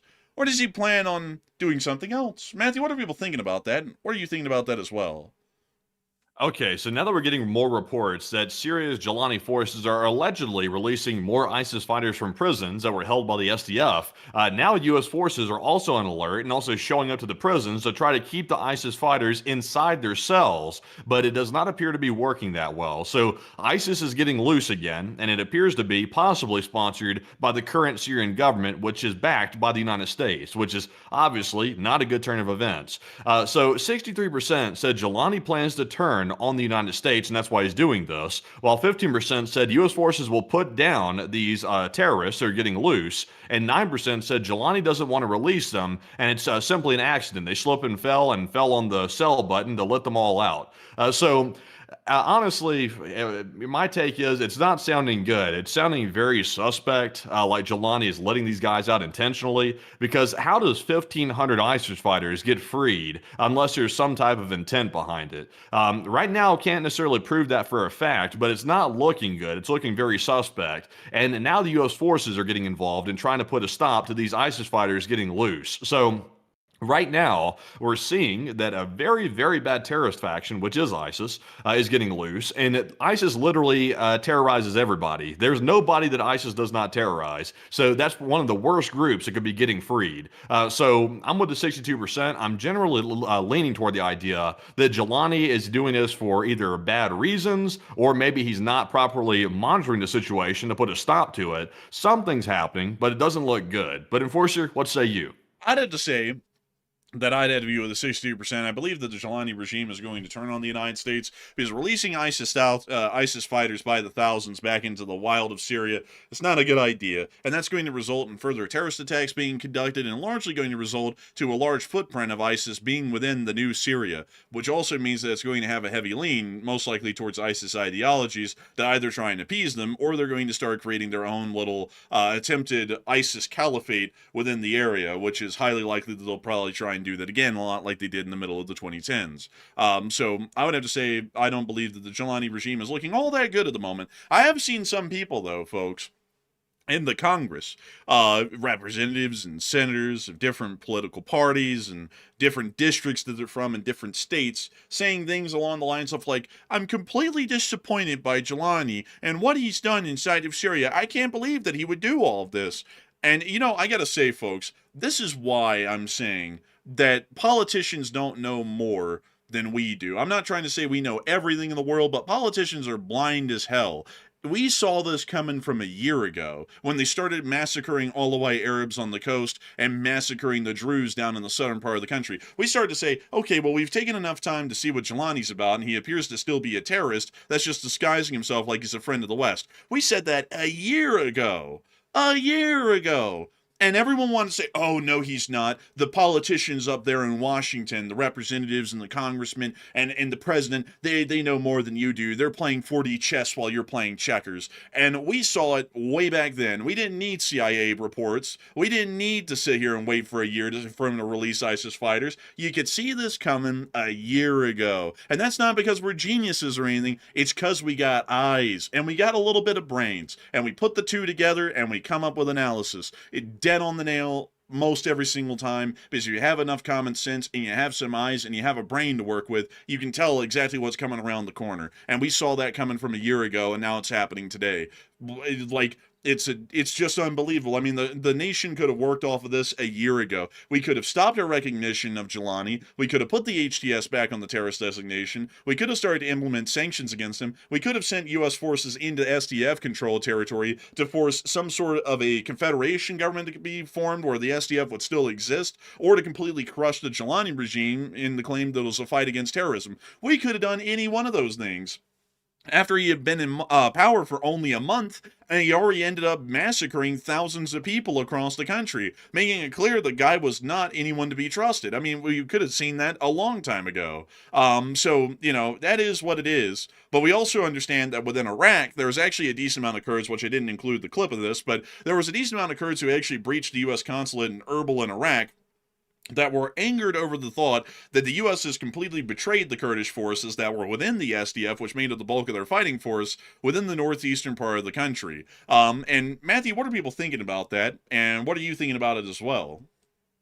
Okay, so just in case you're confused, the SDF are generally considered the Kurds, because I see some people getting confused about who is who in the situation. That's understandable, by the way, because there are so many different factions, and also for each and every faction in Syria, everybody uses their own set of terminology to refer to those groups. So it's hard to keep them straight, even if you know generally what's going on inside Syria. So the Kurds are apparently jumping the fences and also trying to breach the consulate in Iraq, the U.S. consulate, and they're feeling extremely pissed off and angry over being betrayed by U.S. forces. That's the way they feel. They feel like they've been betrayed because, of course, now Jolani, who's also U.S. backed, seems to be steamrolling the SDF, which is the Kurds. So what are your thoughts? 77% said the Kurds are justified in feeling betrayed, while 13% said the Kurds are just as problematic as Jolani, and who cares? And 5% said I'm 50-50 on this one, or 50-0 as I wrote it, which was a typo. But I would be with the 77%. I would say the Kurds are justified in feeling betrayed.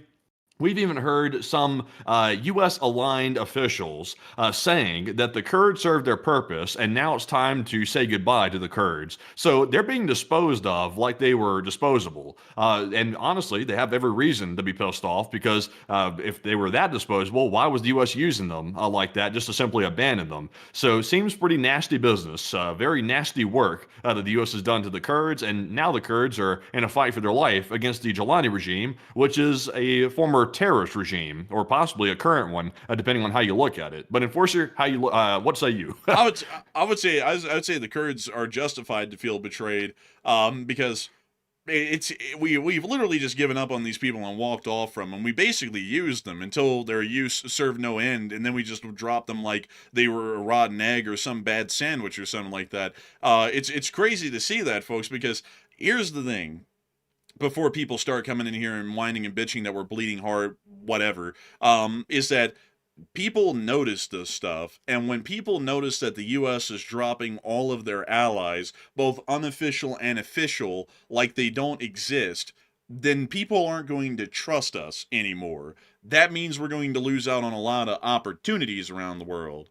That's not a good thing, especially in the Middle East. The Kurds have been betrayed again. We kind of didn't betray them in Iraq because we gave them a semi-autonomous region in the north of the country called Kurdistan, but it's still part of a Republic of Iraq. But the Kurds inside of Syria, we just completely stomped on them and walked off at this point. We recognized Jolani, who's a terrorist, and then allowed for him to conduct an armed offensive to crush the Kurdish forces without stepping in once. We've seen a statement from Tom Barak, who is the special envoy to Syria, and that's about it. Nobody else has made a comment. Not the president, not the Secretary of State, not anybody. Nobody even would give them a word saying, hey, you need to stop that. Nobody would even do that. We basically just abandoned them to die after we had been there for 10 years due to their own permission, using their territory as a base of operations against ISIS, against Assad, against the Russians, against everyone in the area, literally everyone. I mean, that's not a good look for us, and that's going to make a lot of countries in the area start thinking,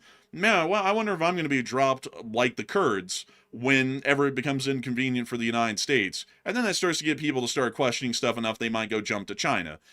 So not really a good look, in my opinion. I'd say that the Kurds do feel justified in their betrayal, because it's not a good look at all. I gotta say, folks, it's unbelievable how bad foreign policy is being conducted these days. It truly is. I don't know why the last administration even recognized Jolani's government as an official government in Syria, and why we also took the HTS off of the designation, the terrorist designation, but I also don't know why in the world the U.S. in the current administration would basically just leave the Kurds to die, because once that happens, Jolani probably won't allow U.S. forces to remain based inside of that area, and will tell us to leave. Meaning that we'll have no presence in Syria, and after that, this could turn out however it turns out. Syria could end up turning towards the Russians, towards Iran. It could end up just morphing completely into some sort of a bastardization of ISIS within the area that now has official state borders and U.S. recognition, at least for the time being, which it appears that that's going to most likely inevitably be happening here soon. It's not a good situation at all, and it appears to be a very wild mismanagement of the situation inside of Syria. But moving us on, well, they're not the first ones. They're not the just to make this clear. This is not the first time the Kurds have been betrayed or abandoned by the United States. It's not the first time. So it's simply a repeat of history at this point. So we were hoping that maybe they had learned from the prior times that they were abandoned. But I don't think there's any learning involved with this. I think the way the U.S. generally operates with the Kurds and also some factions in the Middle East is they are always going to be viewed by the U.S. government as disposable. So it's obviously not a good way to operate. I think most people would agree on that, but it's nothing new, sadly. It's been going on for decades. Well, it's been going on for decades, but it still doesn't do anything to make us look any better in the region, and it also will probably embolden a lot of these people to join anti-U.S. forces because they know that that would be even better to get hit by a U.S. airstrike than trust the United States, because at the end of the day, we're just going to leave them all to die. So, once again, not really doing a lot for our foreign policy at the moment, and, also just because it's been done in the past doesn't say that foreign policy was a good foreign policy either. It's been an endless failure, and we're seeing another extenuation of another failure in Syria that is probably going to end up costing us dearly in the future again. But moving on from that and on into the Islamic Republic of Iran, we have also been able to hear of other developments inside of the country. At the moment, it seems as though the country is still ongoing into protests, at least for now, and there is still some heavier action being done as a result of that within Iran. But I actually just noticed, folks, that there is a little bit more news that I have to cover about the ISIS situation that actually comes out of Kabul in Afghanistan. And moving us on into Kabul, we actually were able to hear that there was a bombing that occurred within Kabul, this one here, which actually killed around 7 people, and we understand that ISIS is already taking credit for this attack within Kabul in Afghanistan.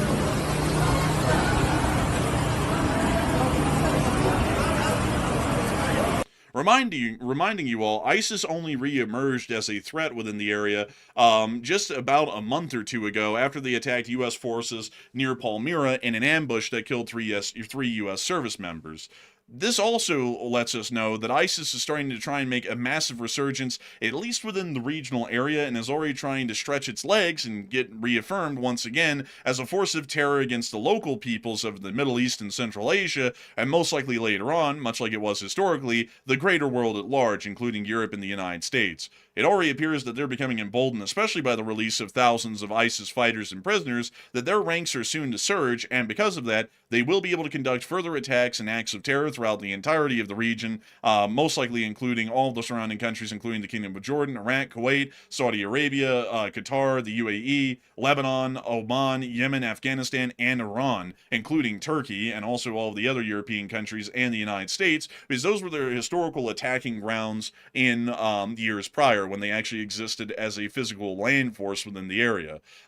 It does also appear, moving on from that we are getting on into the Iranian news, as we have been able to see that some form of resistance is still continuing. Clashes are still ongoing between the government and also the protesters. This video apparently came out recently, either from yesterday or today, actually showing a protest that was still going on in Tehran, and once again, government forces were firing directly into the crowds with live ammunition. Oh.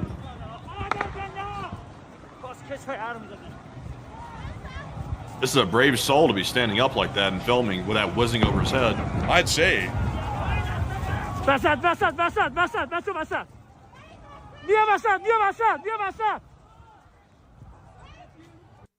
Moving on from that clip, we also were able to see another video as well, showing us a little bit of glimpse of something interesting. Right here, this is a small little electrical substation box, or electrical transformer box, on the side of the road within one of the major cities of Tehran. This street looks fairly normal when you look at it. There's just traffic passing around almost as usual, a little bit of trash on the street. But one thing that's very important to note here is that on the side of the substation are bloody handprints. And this area actually was, just several days ago, a part of a significant massacre that was conducted by the Islamic Republic of Iran. And while the Iranian government was able to clean up most of the blood from the streets and put the bodies in body bags and go stack them up on the side of a sidewalk somewhere, it appears that they forgot to wash off the bloody handprints off the side of this electrical substation box, which is still a reminder of the massacres that the Iranian government is currently conducting against its own people right now, to give you all a little bit of an idea of what's going on down there.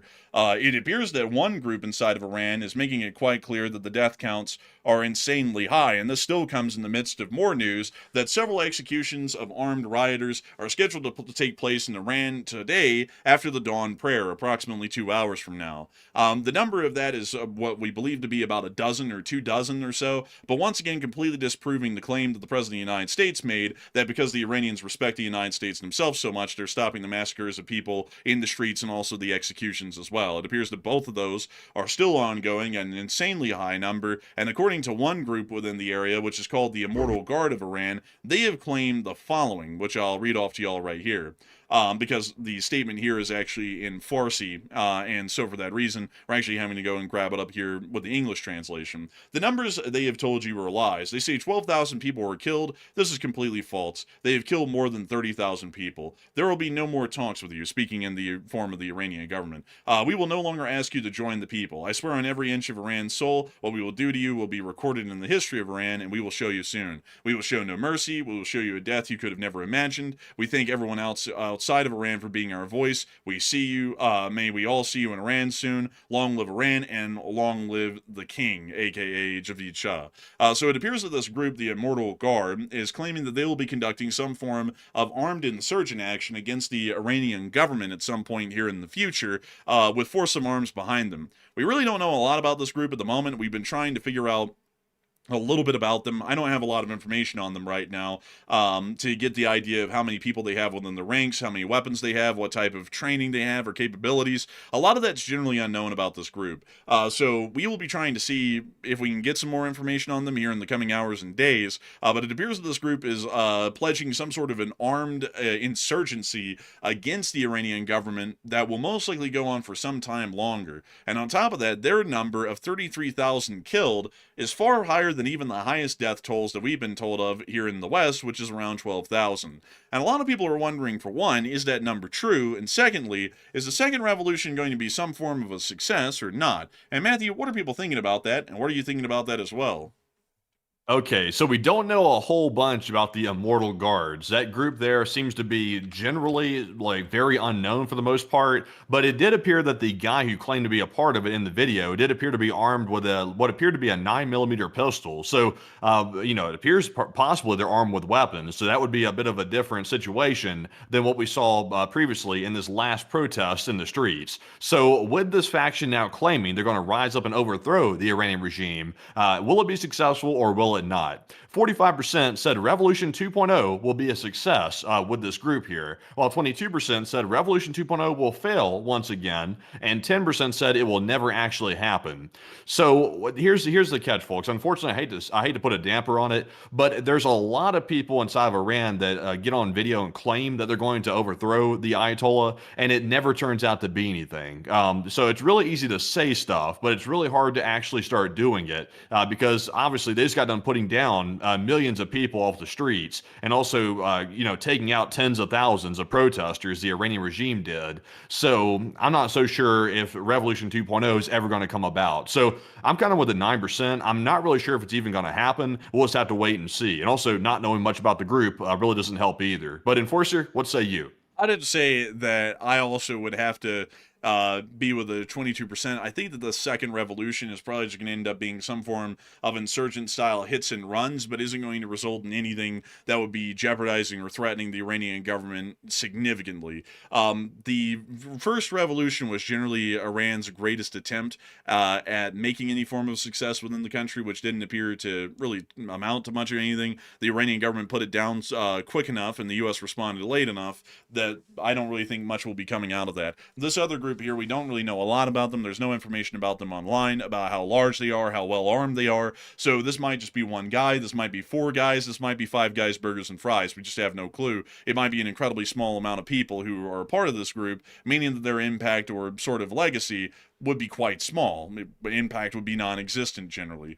So I would have to say that, in my opinion, I don't really think this thing is going to be turning out all too well, and I wouldn't really expect much from it. But anyways, moving on out of that, we also were able to hear as well some other greater news in the form that the USS Abraham Lincoln has turned off its AIS, which is basically its tracking system, as it's getting closer to Iranian territory. We have also been able to hear additionally that a patrol has been conducted by USPA Poseidon over the course of the day from its naval station in Bahrain near to the area of the Strait of Hormuz. Additionally, we also saw that a large amount of the non-essential personnel and aircraft at Al Udeid have returned to Al Udeid and are currently operating at the airbase once again. We're not really sure what that's going to be indicating, but for now, it appears that the base has entered, once again, another state of lower alert, and so a large amount of non-essential forces have returned. We've also seen an F-15E Strike Eagle unit make its way to the airbase within Jordan, just outside of the city of Amman, which is the capital of Jordan, and we understand that this will be enhancing the U.S.'s strike capabilities within the region. Additionally, we have also heard that the U.S. is now deploying THAAD batteries into the Middle East, including Patriot systems as well, to bolster the air defense forces that the United States will have in the midst of an ongoing strike against the Iranian government. We've also seen C-17s moving into the area as well, which we can see on Flight Radar 24 right here, and we also were able to see another larger flight of them making their way out of the United States a little bit earlier, once again making their way towards the United Kingdom to use as a stepping stone to make their way on into the Middle East. Right now at the moment on Flight Radar 24, we can actually track a decent myriad of aircraft that are currently flying into or out of the Middle East right now. To quickly show you all those, which are right here, you can actually see one KC-135, which appears to be flying directly across into the area of Europe. This flight tracker information is predictive, so it's not showing its actual location. We can also see these tankers as well heading in that direction. On top of that, we can also see Nitro 71 and Nitro 72 apparently conducting some form of flights as well towards the U.S.-Mexican border, and we can also see some further aircraft here, Team 46, Team 48, and also RCH 2025, also making their way what appears to be generally easterly towards Europe and then on into the Middle East. So it does appear that at the moment, also on top of that, we have RCH 800 and also another KC-135 Stratotanker that are also currently flying into the Middle East as well. So it does appear that there are continued flights of Stratotankers into the Middle East, which is showing us that at some point in the future, the U.S. is planning on some form of armed strikes against the Islamic Republic of Iran if the force buildups are the only thing that we're going by. And also, Matthew, what are people thinking about this? Are people thinking that strikes are imminent, or are they thinking that they're not? All right, so it looks like 55% said yes, strikes are coming soon. 16% said no, strikes will not take place. And 20% said it's all for defensive posture and there will be no offensive actions.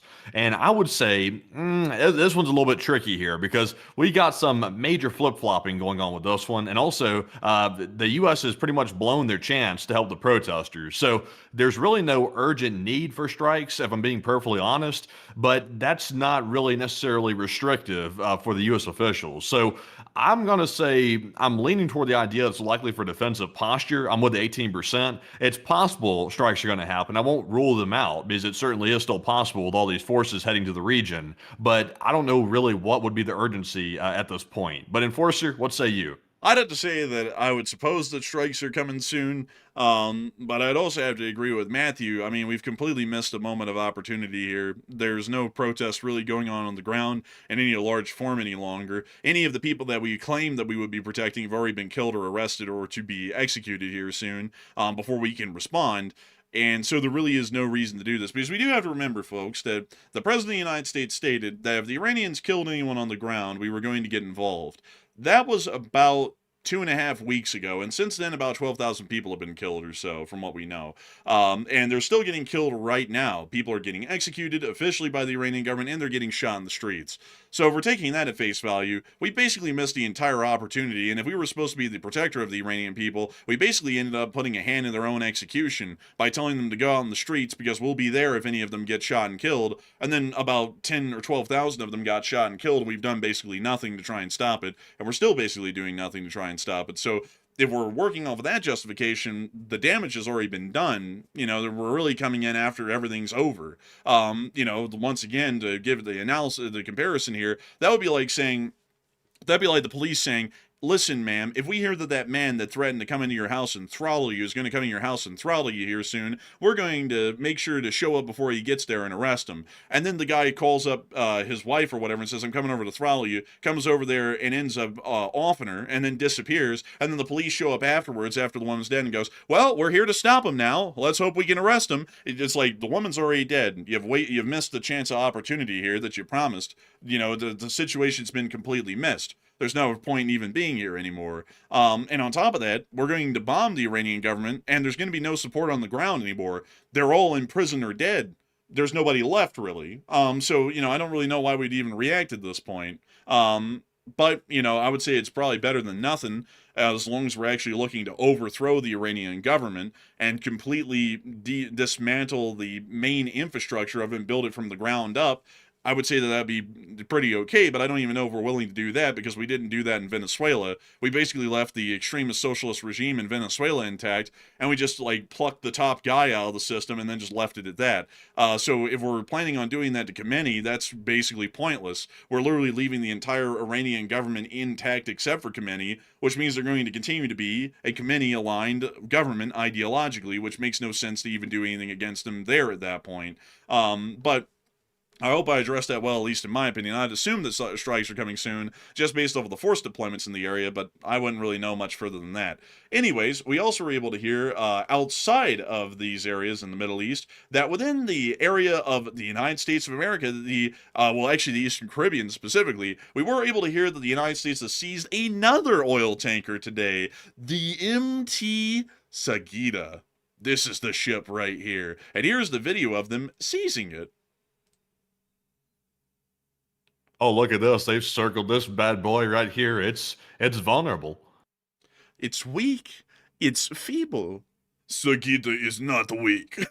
Yeah, whatever, buddy. But anyways. Man, it's looking real weak out here. It's looking real undefended. It's looking like we might just keep that oil and keep that ship.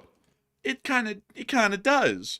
This was also another Russian shadow tanker, folks, that the U.S. has seized today. So the U.S. is starting to set a record for seized shadow tankers, which is pretty decent. But anyways, with that, it is time for us to move on and into the area of Europa, as we have been able to hear of other developments within Europe. I've also just seen someone in the chat say, it's very unfair to criticize the U.S. military for arriving late. No, it's exactly fair, because we saw this coming from a while ago, and we said, here on the channel, why don't we wait and see what's going to happen, and if it looks like they have enough momentum on their own, then we'll just support them covertly by giving them weapons and money.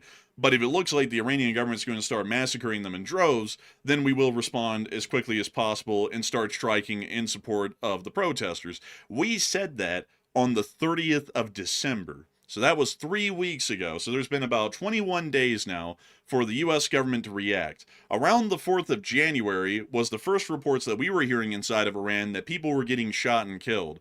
That means that right now we've had a timetable of 16 days, which is 2 weeks and 2 days, to see the U.S. military respond.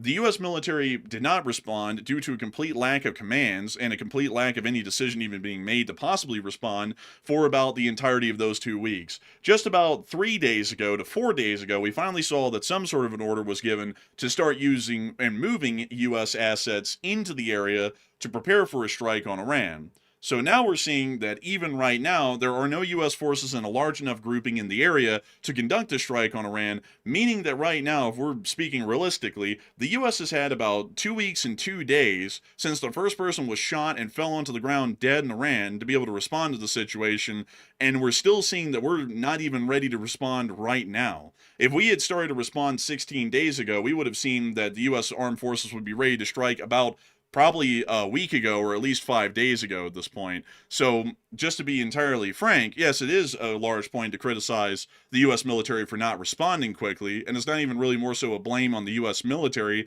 It's more so a blame on the leadership that the military is currently having to listen to for being so slow and sluggish in their response to a rapidly developing situation that required a great deal of attention and a great deal of concern, at least on the U.S.'s part, especially considering that while we were not taking any action to actually prepare to support these protesters, considering that they were falling onto the ground dead already and cold as the grave, we were making statements telling more of them to get out into the streets and basically line themselves up for machine gun fire, as we were planning on doing basically nothing until about 3 to 4 days ago, after everyone's basically been killed already or arrested.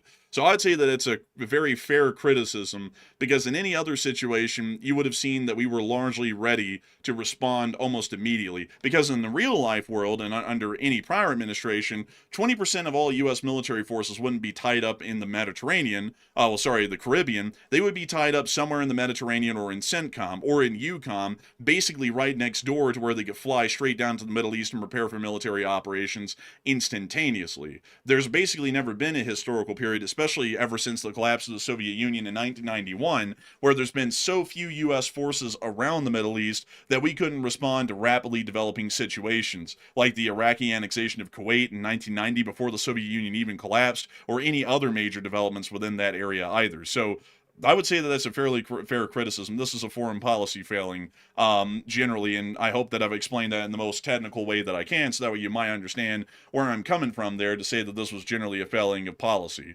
But anyways, with that, we are going to be moving on into Europe, as we have been able to hear that right now the Europeans are apparently trying to line up some more significant investments at the moment from a direct enemy of the United States of America. According to the French President Emmanuel Macron, he has stated, "We need more Chinese investments into Europe."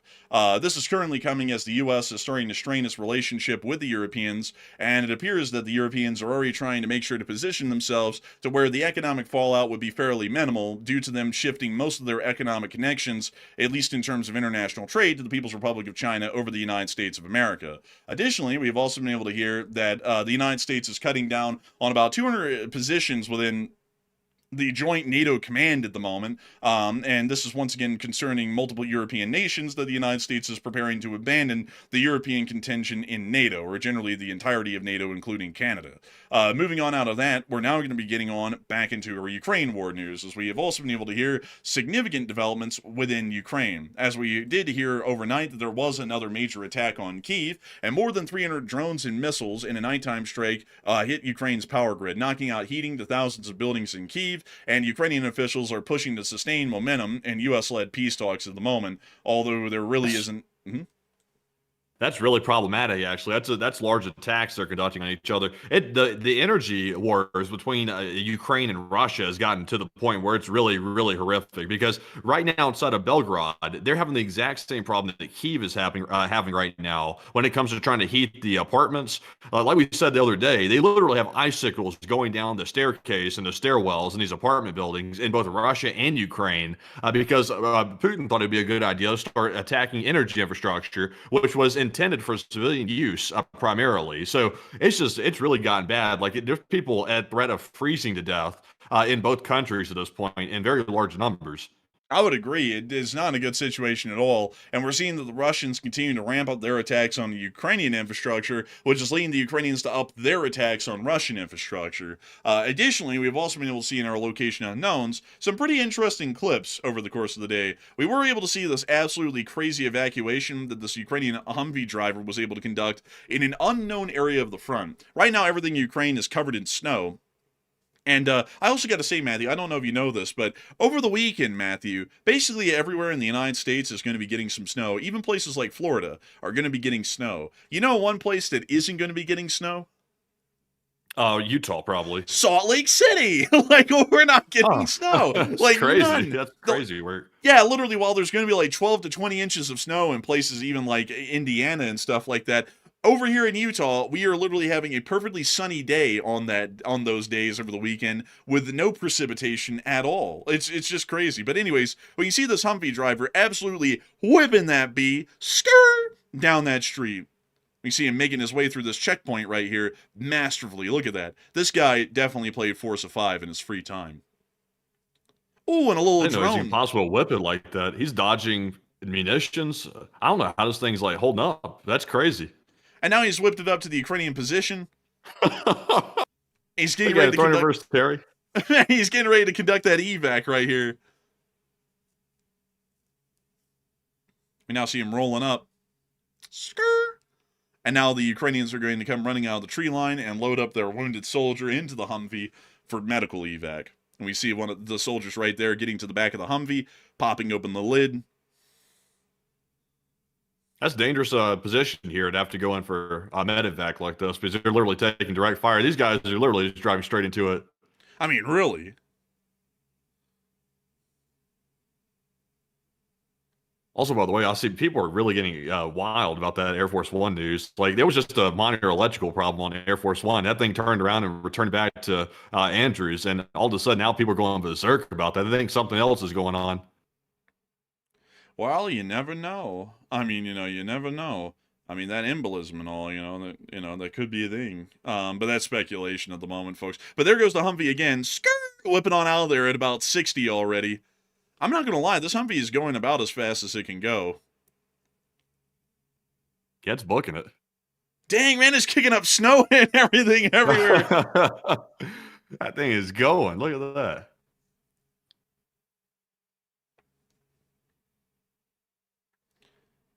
And also, someone said, did you guys get Northern Lights down in Utah last night? I actually don't know. We were both in, like, our places at night, so I didn't get to see it if it happened. But we can see them continuing to fly on down the street. I mean, dang! They got to be going 80 now. They are pushing it to the brink. Man, like, damn.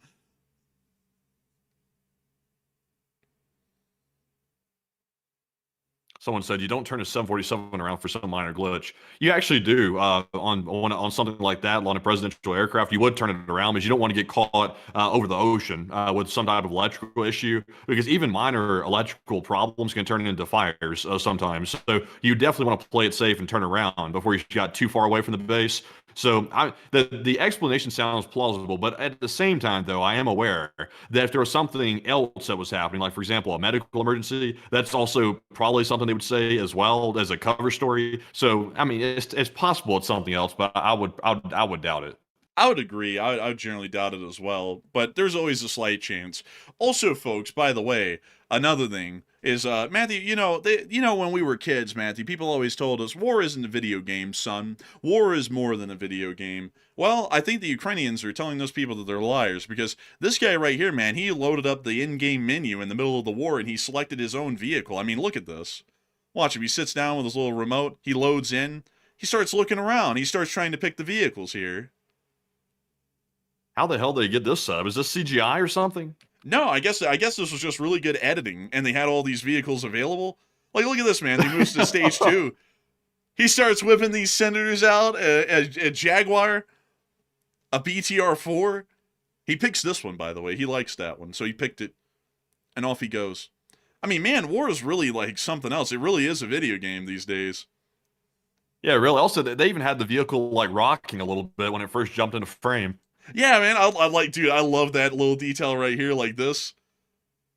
Bro, that was sick. I can tell you that. That's crazy. I can tell you how they did that, man. They drove them in, and then they stopped them on a dime, which made them kind of shimmy, and then they just edited the clip to there. Because watch, it's like a hard cut right there, and then the next vehicle comes in. So that's how they were doing it. Probably so. Probably so. Pretty cool little feature, like, detail, though. Like, I like that. That's really neat. But anyways, moving on from that clip and on into our next one, we also got to see a heavy artillery barrage hitting a Russian position. I haven't heard a Ukrainian artillery barrage, folks, in a hot minute. This one was one hell of a barrage.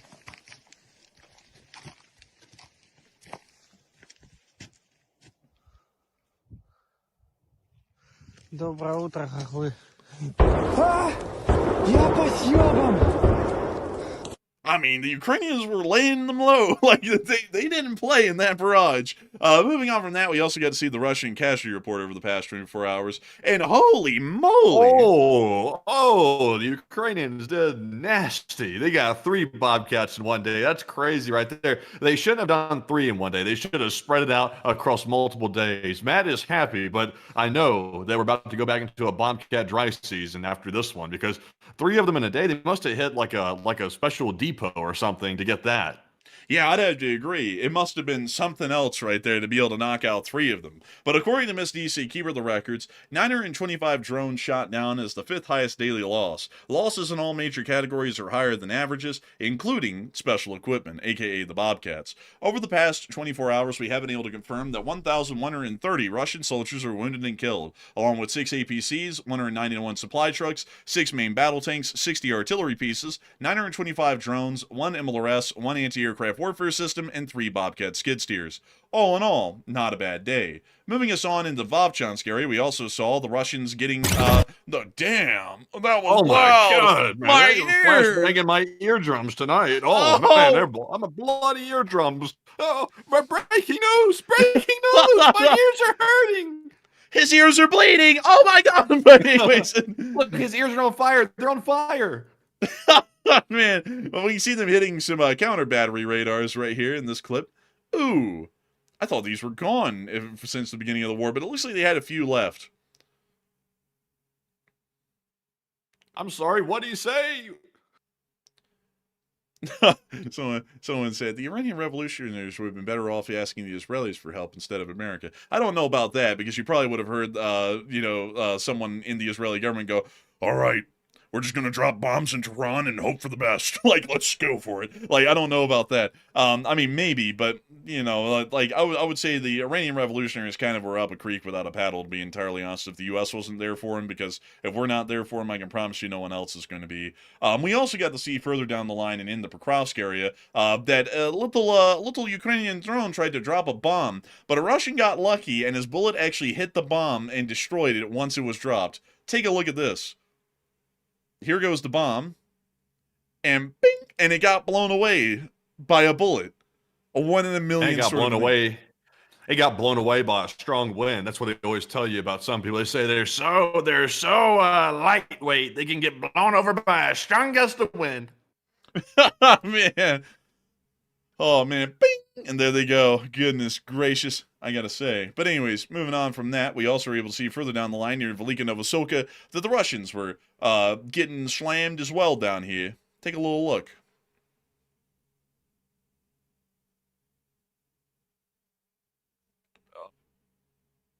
Oh dear. Oh, dear. Oh, there's a couple of them. Oh, look, he's trying to peek his hand out. There it is. He's like the ant mound thing, you know, the ant farm thing. You know, those like sick children would like have those ant farm things. They would shake them up with the ants in them after they built their whole house and everything. It's like what the Russians are doing. You know, now that you describe it like that, I don't believe we should show it. I was looking down it a little bit more, and it was kind of getting a little spicy. But anyways, we also got to see some Russian soldiers getting hit by the 225th Assault Regiment down here near the area of Huilapol. Also, yeah, your audio is sounding not the greatest, but it's okay. You're still completely understandable, and there's no lag. It's just every once in a while there's like a robotic tinge to it a little bit. Interesting. Basically, I'm just gonna have to restart the computer after the show. That'll fix it all. Ooh, bad little computer. Oh, I mean, call him a snowbird, but he kind of went in there and got blasted. I mean, call this shtick old, but I've been doing this on YouTube for 10 years. Whoa, look at that meatball. But anyways, moving on from that and on up into Kyiv, it's time for us to cover the speech from the president of Ukraine, President Volodymyr Zelensky, at Ukraine. And without further ado, here is the speech. Bitch! Шановні українці і українки, щойно я провів спеціальний селектор по ситуації в регіонах, відновлення, залучення необхідних ресурсів. Київ. Найскладніше. Вранці були влучання. Знову шахедів по об'єкту енергетики в області. Бригади зараз працюють. Робота повітряних сил по шахедах незадовільна, є перехоплювачі, багато сил задіяно, мобільні вогневі групи, F-16 є, організація роботи повітряних сил повинна бути іншою. Окремо розібрали цю ситуацію з міністром оборони, висновки будуть. Говорив з нашою делегацією Умєров, Буданов, Рахамія. Вони активно працюють з американською стороною, працюють з європейськими представниками щодо можливих зустрічей і щодо пакетів підтримки. Ракети для протиповітряної оборони потрібні кожен день. Зброя потрібна кожен день. Обладнання для відновлення, для резерву потрібні кожен день. Якщо формат Давосу це забезпечить реальні результати для України, Україна буде там представлена. Нікому не потрібна пуста політика та розмови без результатів. Треба займатися ситуацією в країні. Кожен посадовець, місцева влада, всі очільники державних компаній, очільники енергетичних компаній, всі мають бути саме тут, в Україні, працювати в містах, працювати в селах, на тих територіях, де треба відновлювати і треба захищати. Тільки в Києві станом на вечір більше мільйона споживачів без електрики. Значна кількість будинків без тепла. Більш ніж 4 тисячі багатоквартирних будинків. Усі сили мають бути направлені, щоб полегшити ситуацію. Урядовці повинні дати нелінійні пропозиції, які захищатимуть життя і як перебудувати роботу, як підтримати наших людей, як підтримати бізнес. Потрібна максимальна координація з бізнесом. Як перерозподілити генерацію, наявне споживання так, щоб люди могли відчути стабілізацію ситуації, які потрібні програми підтримки для людей додаткові. Треба проговорити все це детально, дати відповіді на питання, які я поставив урядовцям сьогодні. Всім. Персональна відповідальність уряду за це. Завтра я очікую конкретних, чіткий перелік дій та рішень. Кожну годину треба працювати на енергетику. Укренерго, уряд, обласна влада, місцева влада, київська влада, всі. Були доповіді по тому, що зроблено в частині громад за день по Київській області, по Дніпровщині, по Харкову, по Чернігівщині, по Сумщині, Рівному. Я вдячний тим, хто оперативно працює. Дуже складно в Запоріжжі. Весь день шахеди б'ють по місту. Доручив направити більше засобів та більше екіпажів для захисту. І є конкретні завдання для зміни логістики. Міністерство оборони цим займається. Міністр внутрішніх справ доповів по роботі пунктів підтримки, обігрівом в Києві, в інших регіонах. Прикордонна служба, митниця повинні організувати максимально швидке проходження обладнання в Україну через кордон. І якщо є будь-які затримки, реагування повинно бути миттєвим. Сьогодні є кадрове рішення. Олександр Кубраков з позиції в Офісі президента буде займатися питанням інфраструктури та відносин з громадами. Я призначив Кубракова своїм радником, в тому числі по ситуації в Києві. Я буду чекати пропозицій. Я буду залучати і надалі фахових людей з команди України, які можуть приєднатись до державної роботи. Треба, щоб всі сили зараз були для України. Так і буде. Слава Україні! Героям слава. Героям слава. And with that, folks, that is the end of the speech from the President of Ukraine, Volodymyr Zelensky, here on this day of 1427 of the news from around the world. And it's time for us, folks, to move on into the second segment of our stream, where we get to talk to each and every single one of y'all. And boy, howdy, folks, is it always a fun time to get to talk to each and every single one of y'all. We have lots of things to talk about, except for religion, politics, climate change, or whether the A-10 is relevant in modern warfare or not. And I have to say, folks, that there is a plenty, I say, that we can talk about. A lot that we can yap about. A lot that we can share with each other. Maybe a little bit about cars, or trains, or automobiles, or, well, those are basically cars, or ships, or history, or some sort of an interesting rabbit hole tonight. I'm sure that we're going to have one of some sort. I'm sure. And without further ado, folks, it is time for us to get on into all of those questions. And I understand that we have quite a many of them in line tonight already. And so, Matthew, what do we got? Okay, so it's now time to jump into our questions. But first of all, since everybody is so interested with it, by the way, we are going to briefly look at the Air Force One situation. Air Force One, the 747, which technically any aircraft the U.S. president is on is technically of the designation AF-1 for Air Force One. It's not really attributed to a single plane. It's about where the president is at on an aircraft. So currently, a Boeing I believe a Boeing C-32A is Air Force One right now. It just took off from Joint Base Andrews right now. So it's heading out to Davos, Switzerland. So this is interesting. I don't think the president ever really takes this aircraft right here. Pretty much never. I've never really. Unfortunately, when's the last time this has ever occurred? Because I can't recall. I actually don't know, to be entirely honest. Yeah, I don't think this happens really hardly ever, actually. So this is somewhat unusual for him to be taking this aircraft. What do we know about this designation of aircraft right here? It's kind of curious they chose to jump on this one as quick as possible. So the C-32 is basically a backup to Air Force One, like the VC-25 that's used for Air Force One. This is a Boeing C-32A, which is a modified 757 that basically has all of the operational capabilities of the VC-25 just in a 757 airframe. Yeah, that's a bit interesting there. So is there any type of weaponry that this aircraft carries that we're aware of? Because it looks like, let's see here. It says it serves as the special air mission aircraft, providing executive transport and broad communications capabilities, while the C-32B Gatekeeper provides clandestine airlift to special operations and global emergency response efforts, a role known as covered air. So the reason why I asked this is because for all the people out there that may think this is some type of conspiracy theory or something, I was curious if this aircraft provides any more armaments or some type of weaponry that could be used against potential attacks by enemies. I was curious about that, but it looks like it's probably just what it is, meets the eye. They simply had a minor glitch on Air Force One to 747, so they jumped on a secondary aircraft instead. So a little bit interesting. I wonder how they're going to do the decoys, though. You know how they run decoy 747s with the original aircraft? I wonder how they're going to do that with this. I wonder. That's a good question. Generally, Air Force One, as in the VC-25 and the C-32, don't carry any offensive weaponry because there's no way to really make that compatible to a civilian airframe. What they do carry, though, is chaff and flares to be able to try and deflect any sort of incoming air-to-air missiles or surface-to-air missiles that are fired at the aircraft. All of those have those as a standard feature. So beyond, the 747 actually does carry offensive weapons on it. Some types of them. We do know it carries electronic warfare on board. It definitely has that, and it's rumored to have other offensive weapons on board as well that we're not really privy to in the public. I don't know about that, man. I mean, like, if they're saying, oh, it might have weapons on it, it most likely does not, because there really wouldn't be room in a civilian airliner to, like, fit in weaponry and even make it work, because you basically have to make that work from the cockpit.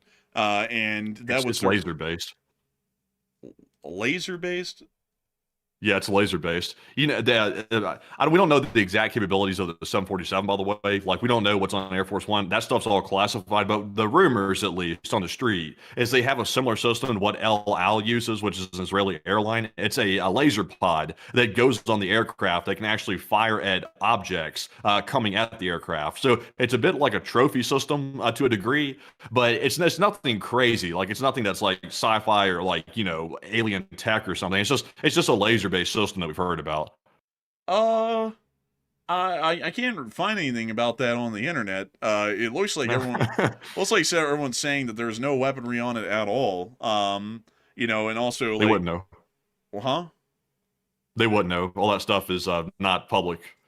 Well, how would you know? I'm just taking a wild guess at it. Well, why are you saying it so confidently then? You're saying it like it's a fact. Well, I'm just taking a wild guess at it, that's all. I know, man, I don't, like, if there was weaponry on board, they wouldn't have it escorted with fighter aircraft. They would just fly it around on its own. Like, that would be my take on it. Then they escort it whenever there's any sort of an emergency situation with fighter aircraft, because I don't really think a laser beam, like, on top of that, laser beams aren't even commonly used yet on warships. How in the world would there ever be a usable laser beam on Air Force One? Pull it up. Pull up El Al. Pull up El Al laser system and take a look. Let's see here. So so you're talking about like an electronic jammer of an incoming missile? Yes, that, but also there is a laser system that can actually fire at objects to make them explode before they get to the aircraft. Um, I mean, what I'm finding online is like the electronic jammer. I'm not seeing like a laser because how would that be the case that they have something that can shoot down incoming missiles and that wouldn't already be mass produced to be put on warships in the Navy or for air defense units or anything like that? Because if they had the technology to put on Air Force One, they would put that everywhere. And we're just finally getting to the point that in some countries like the UK and Israel, the Iron Beam and the Dragonfire and other systems are finally getting close to being usable with the size of a large shipping container. So I don't know how that would really work because that would take up a lot of the internal space of one of these aircraft to fit a laser system into it. So I'll show you like a different one here. This one is not really what I'm referring to, but just to give you an idea here, there is an experimental laser that's a little bit larger than the one I'm talking about that has been tested on a 747. It's a chemical oxygen laser, so it's not really the type we're familiar with, but it's tested by Boeing. It's called the YAL-1 that's out there. I think it's a bit larger though. Like it's a pretty large system. It's not the one I'm referring to, but if you pull that one up, you'll see the technology is out there. And if it was on, for example, Air Force One, we obviously wouldn't know about it in the public. But I suspect they have something along those lines. Not quite of this degree, this large, but they have something a little bit smaller. Um, I mean, when was this thing put into service? The first flight of this thing was in 2002 and was retired in 2014. And Air Force One, the one that's flying right now, was built in the 90s. So when it was built, this thing wasn't even being prototyped yet. So, like, and considering that this is a proof of concept deal, they certainly wouldn't have had a smaller, more efficient one to put on Air Force One in the early 90s, because this thing literally is the bulkiest, is taking up an entire 747. And it was, about 10 years after the current Air Force One, the VC-25, took flight. There has been retrofitting to these aircraft, by the way, like Air Force One to 747. They have added stuff to it. They've taken communication systems in and out of it and retrofitted it. They haven't done a complete overhaul of the aircraft. Like that's not something they've done, but they can add modules to the system. And I think they might have added a module like that.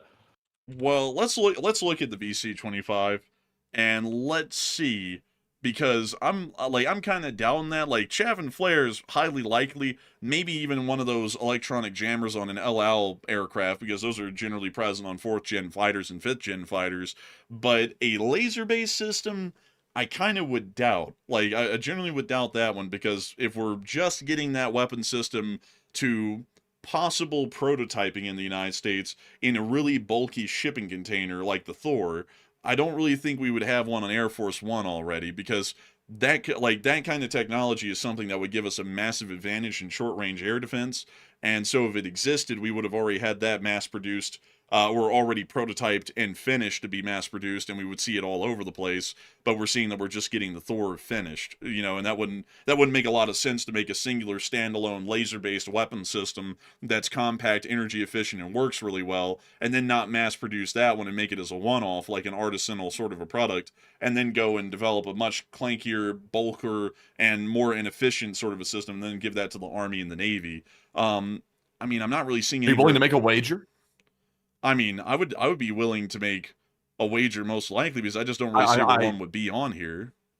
I hope they never have to use a system if they have it on the aircraft. I hope they never have to use that, obviously. But, there's a bunch of secret capabilities, not just on Air Force One to 747. They also have very secret capabilities on the Beast, which is the limo as well, that the public doesn't know about.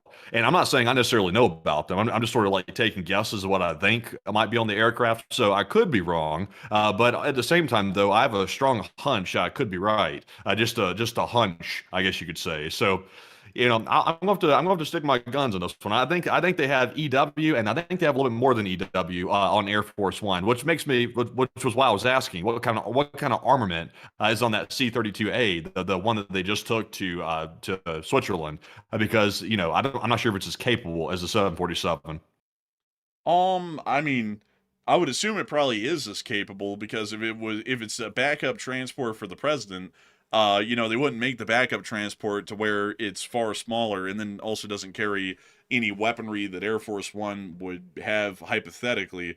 I'd like Air Force like You could just supplement with F-16, transports, or not transports, but escorts. I'm trying to say. well, yeah, but they already do that with the VC-25. Like to move it around if it's ever in an area that might be concerning, they send up escorts for it, and that's how it gets its air cover, because all that the VC-25 has is chaff and flares, and I don't really know why it would need weaponry. This is not really like if it gets engaged as the Starship Enterprise and the president's going to go on in, Commander Riker, give them what for, and then like they start activating the laser and go in like the Defiant or something like that. In Deep Space Nine, the main objective would be to get them out of there. So chaff and flares would basically. Would you be sad? Would you be sad if you found out it had a laser system on board?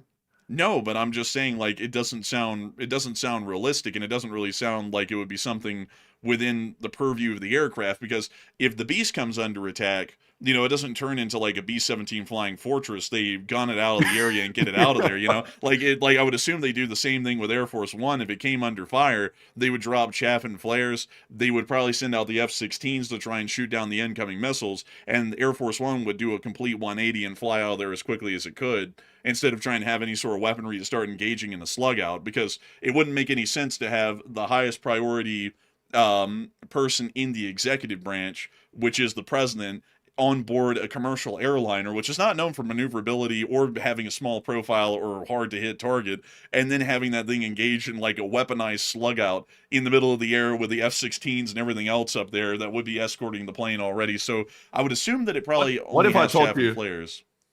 What if I told you that the entirety of Air Force One was a laser? Oh, so now, so now we're moving on into the sun is a deadly weapon. Bruh. It turns out that the entire 4 Rolls-Royce engines, or whatever engines, I think they might be Pratt & Whitney actually, whatever the 4 engines are, the entire purpose is not just to carry the president, it's to transport that big-ass laser system that they got in there. I mean, maybe. You never know. But let's see here. Huh. That's like an engineer station. That's probably the laser operator. Oh, no, man. No, man. I mean, it looks like a targeting system to me. It looks like he's doing something a little more than your average Word document. Bro, it's got an altimeter. It's got what it looks to be some sort of a weather radar right there. I mean, they wouldn't gotta know if it's raining. Yeah, because when it rains, it pours. But when you have a laser, you don't have to worry about it. You know what? That's going to answer the question right here. Do we have pictures of the cockpit? Because if we do, we'll probably see it in there if it's there. So that's a normal 747's cockpit for the pilot and co-pilot area. I mean, but they wouldn't have it. Like, they wouldn't have it in the pictures, I doubt it. I don't think they would have it in the pictures. I mean, where would they have it? I mean, it has to be installed somewhere on a console for it to be used. They've probably got like one of those like the Strato Fortress, the Flying Fortress or whatever, the one with the little like gunner's pod that has like the glass in the back. It's probably like something that deploys from the bottom, and they can sit down there and go ding, ding, ding, ding, ding. Like they can just take out whatever's coming at the plane. Bro, you're getting that from Star Wars, man, with the Millennium Falcon. I'm trolling. I'm trolling at this point, but I seriously do think it has some type of laser-based defense system. But at this point, I'm kind of trolling. Man, I don't know, man. Maybe it has something like that, but I think it's just chaff flares and electronic jamming. I think that would probably be about it. And outside of that, the main defense strategy would be have the escort fighters engage whatever is firing at it, and then have Air Force One turn around and leave as quickly as it can out of the area. I would assume that's probably the defensive strategy, or to not get it into a situation like that, and have the area you want to see. You want to see what the audience thinks about this whole thing right here. It looks like, and once again, the question is, do you think Air Force One is a laser-based defense system? 59%, excuse me, all the way. I'm dying there. But 59% said yes, that's a laser-based defense system, while 41% said no, it is not. And I would say I'm with the 60%. I would say it does. It looks like a lot of people sided with the Colts of Matt on this laser-based issue here. But Enforcer, what say you? I'm going to have to stick with my guns. It just wouldn't really make any sense to have one of those on an executive transport. It has basic defensive systems like chaff flares and electronic warfare jamming, I'm sure, but nothing more than that, because the number one priority is to get the president out of a danger zone. You wouldn't really need a laser-based weapon system if the number one thing you're doing is getting out of a danger zone, because they're very short range. Like the ones we have right now, at best, even the best one in the world right now, which is in Britain that we know of, only has about a 3 to 5 mile range. And if a missile is 3 to 5 miles away from your aircraft, there's not long to survive, and there's not long to even use that weapon at that point. So that's what I would say, like, at least in my opinion. I think that might be a little bit beyond the realm of technological capabilities at the moment for the Air Force. But with that, I hope... Also, here's a trivia for you. At least if we can agree on the laser system thing. So I mentioned El Al. Do you know what El Al translates to? It's also a little plot twist. It's Hebrew. I actually don't. So I'm sure maybe somebody in the chat might know it here, but of course it does have a little bit of a religious reference to it. But El Al means to the skies, so that's the name of the Israeli airlines, just to the skies or to the above. Generally, it translates roughly to something like that, or it could even be upward, depending on which translator you're asking. Huh? That's interesting. You know what Air France means? Would you like croissant with your first class seat? I would not be speaking to the president. Like, bro, like, that's what I mean. Man, that's what We I do mean. not want well for, however. Also, by the way, everyone, just to let you know what the president's going to. He's going to that stupid conference in Davos, Switzerland, where they talk about eating bugs and shit. It's basically like the rich get together to say goofy stuff that no one's ever going to do and then leave. That's basically the meeting that he's going to right now. So just to make that clear, because I gotta say, folks, the World Economic Forum, the WEF, in Davos, Switzerland, is the stupidest conference that I could ever imagine going to. Because it's basically just a whole bunch of rich people who are very disconnected from reality and society and everything, and they all get together and they just say stupid stuff. Like, it's the dumbest stuff that you've ever heard, and none of it's ever followed through on. And, you know, there's some people who, like, right now in the chat are like, it's the New World Order. No, it's literally a bunch of stupid people. It's as useless as the UN. They all get together and just say a whole bunch of goofy stuff. Like, you know, like, the whole thing of you're gonna eat bugs, that was said, like, 10 or 12 years ago.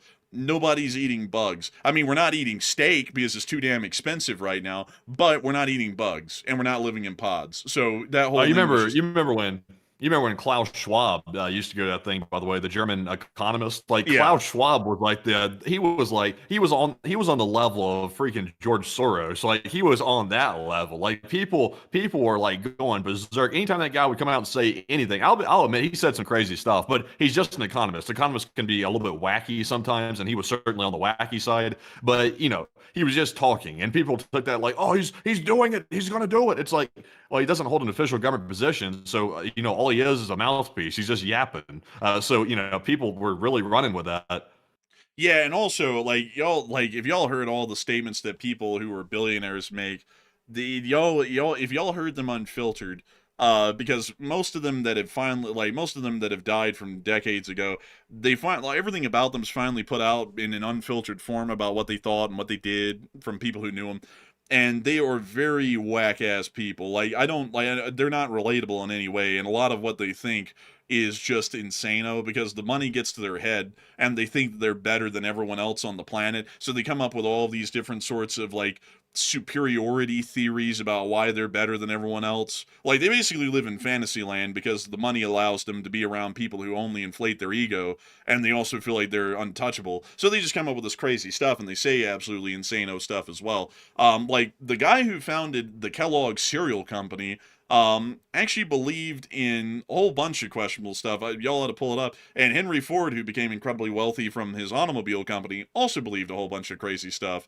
John Paul Getty, who was the guy who had the Getty Mansion in L.A., and also I believe he's the guy who generally created Getty Images.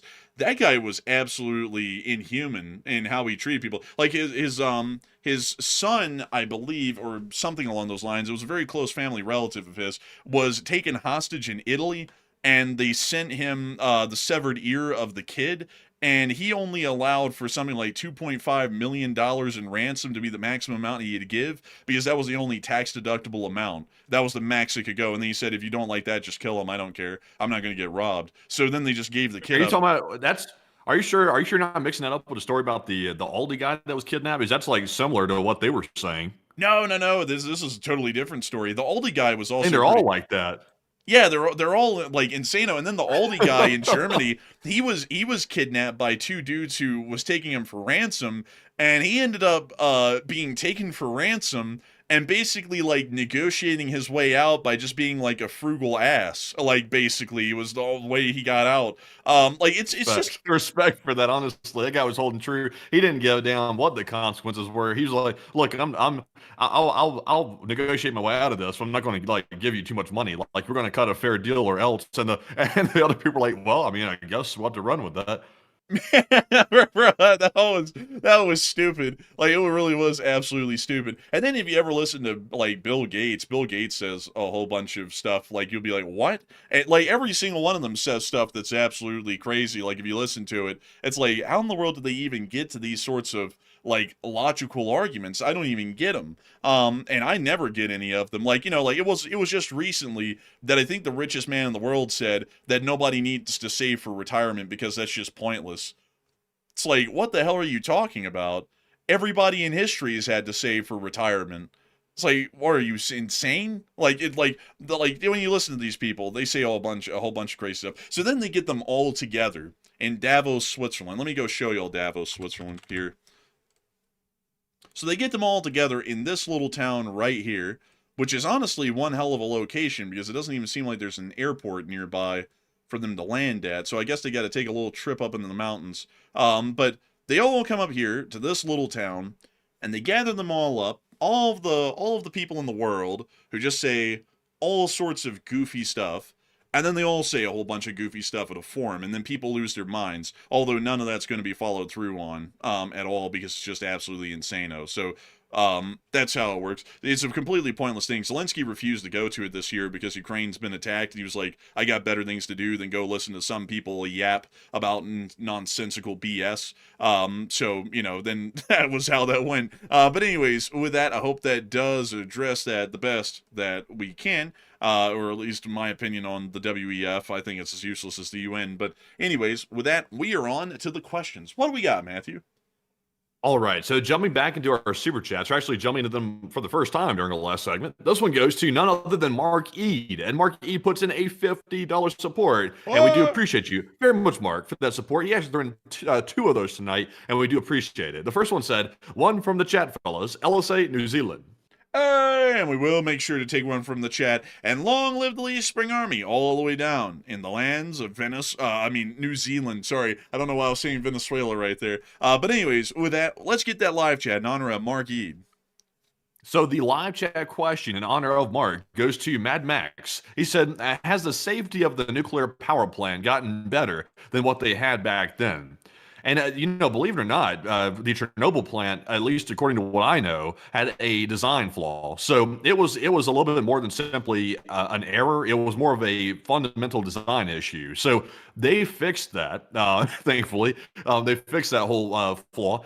And it shouldn't have that problem again, hopefully. But Enforcer, what say you? So, yes, nuclear design has gotten far safer, especially from the first and second generation reactor designs that generally are the ones known for having nuclear incidents, like the General Electric boiling water vessels or the boiling water reactors, the BWRs, like the ones at Fukushima that had the meltdown in 2011, or the graphite reactors of Chernobyl and others that had their meltdowns back then. And what's interesting, folks, about the Chernobyl graphite reactors is that they had an insanely massive flaw built into them, in that their control rods were actually accelerants, at least when they were initially dipped back into the reactor. So to explain how that works really quickly, in Chernobyl reactor number 4 and all of the RBMK reactors in the Soviet Union at the time, a significant cost-cutting measure actually had been made as far as the control rods. Inside of a nuclear reactor, there's several different types of rods. There's fuel rods, control rods, and a couple of other rods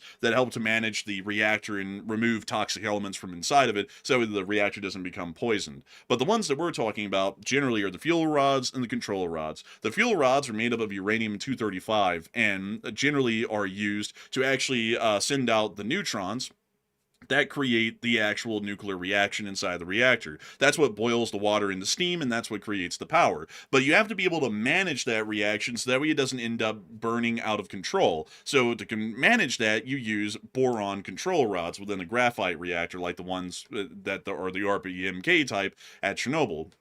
The Soviet Union, though, realized in their original tests and experiments of the prototypes of the RBMK that raw boron rods would actually start to dissolve at their tips at a far faster rate, requiring a great deal of replenishment of those boron control rods.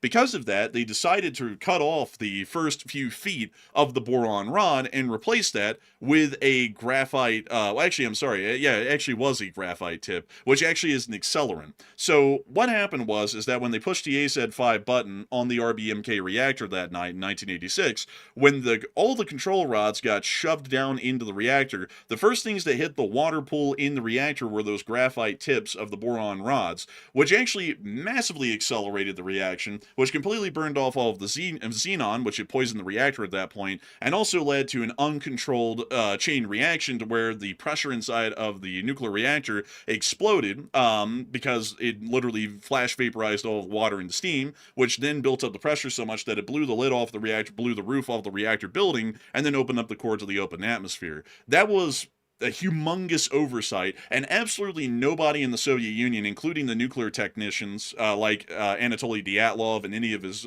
staff within the control room, had ever been told that the control rods were all tipped with several feet of graphite to cut down on costs, so that way the boron rods wouldn't be eaten away so quickly. So that was the humongous safety flaw that actually led to the Chernobyl RBMK meltdown of 1986. Nowadays, nuclear... I was going to mention there. You mentioned the control rods and stuff. Yeah, that was actually what led to a major misconception geopolitically, because there was actually a whole mix-up that happened with North Korea, because North Korea has been pursuing nuclear technology for a long time, and to pursue nuclear weapons, you kind of have to master the nuclear facility first, which would be something like Chernobyl. So the thing was, in North Korea, Kim Jong-un he heard about the rods, and he's like, I need to get a Rodman here because I need to figure out how to master this technology. So that's why he invited Dennis Rodman, because he was trying to actually get to the bottom of nuclear technology, but he ended up inviting a basketball player instead. So they just ran with it, and then it became a national thing. And they love Dennis Rodman now. They love him. They just loved it. But over here in the West, speaking of those sorts of reactors, over here in the West, in Europe and the United States, our reactors are incredibly safe because unlike the Soviet Union and other communist countries that do significant amounts of cost-cutting measures, or like Japan, where they just allow regulatory the warnings to just be completely overlooked by companies like TEPCO, in the United States and the West, we're incredibly safe with reactor design and technology. So here in America, for example, our control rods are not tipped with any form of a reactant accelerant, like, say, graphite or anything along those lines. We have pure boron control rods or other forms of control rods similar to that do not accelerate the reaction once they're dropped into the reactor. So we do not have anything along those lines generally. Our reactors were already safe in their first generation iterations here in the United States. In our modern third generation nuclear reactors and others that are being built recently have loads of safety features built into them, and also with the introduction of new reactor fuels, we are seeing, like thorium, we're actually seeing that these designs are not completely fail-proof, but they're largely fail-proof in that if there ever is a meltdown, there's basically a cork at the bottom of the reactor that will melt once it comes into significant contact with heat, and it will allow for any of the melted thorium to then release into a capsule under the reactor and then cool down, so that way it cannot enter a complete meltdown. So fairly safe designs for the larger part. But anyways, with that, I hope that does address that well, and a big thanks to you once again for sponsoring a live chat and helping this channel to keep running. And we are on to the next one. Okay, so moving into our next super chat here, this one is going to go to none other than Mark Ead. And Mark put in a 50 for the second time, and thank you very much, good sir, once again, for that second support. He said 2 for Bloody Tuesdays, troops, 1 from the chat, and LSA for New Zealand. Hey, and thank you so much for the support, Mark Ead. And a big shout out to New Zealand once again. And a big thanks to you for the incredibly massive support and helping this channel to keep on running. And so with that, we're on to the next one. So the second live chat question in honor of Mark Ead is going to go to Ben, who said, "What is going on with the island owned by the UK in the Indian Ocean?" And that's a whole thing that actually got rekindled yesterday. Actually, the U.S. had originally they were somewhat okay with it, but as of yesterday, they are not okay with it anymore. The backstory on this is Diego Garcia, which is a very important base in the Indian Ocean, is apparently owned by the UK, and the US uses it as well. But the UK felt it necessary to give it back to Mauritius, which was the original owners of the island, despite it being a very critical base for Western forces. So I believe Mauritius now owns it and leases it back to the UK, and the US has access to park our aircraft there if we want to. But the US is not happy with that. They believe that the UK should either outright own it or the US should own it. So in addition to invading Greenland, invading Canada, invading Venezuela, invading Mexico, invading Ecuador, invading Colombia, we might also invade Mauritius to take this island. But Enforcer, what say you?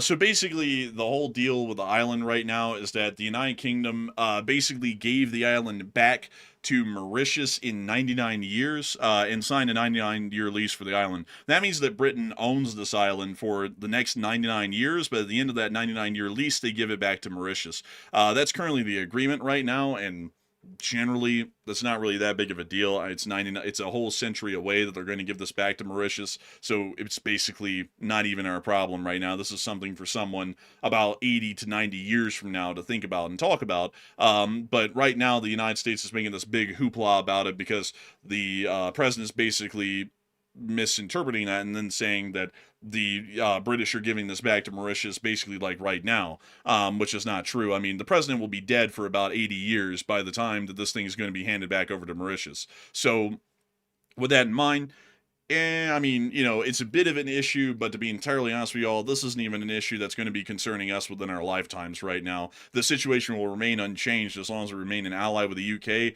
for the next 99 years. So, you know, by then, I'm sure that a lot will have changed within 99 years. The United States might not even be here within 99 years, who's to say? So with that, I hope that does address that the best I can, at least in my opinion. I mean, it's an issue, sure, but it's not one that's like an imminent, immediate emergency right now.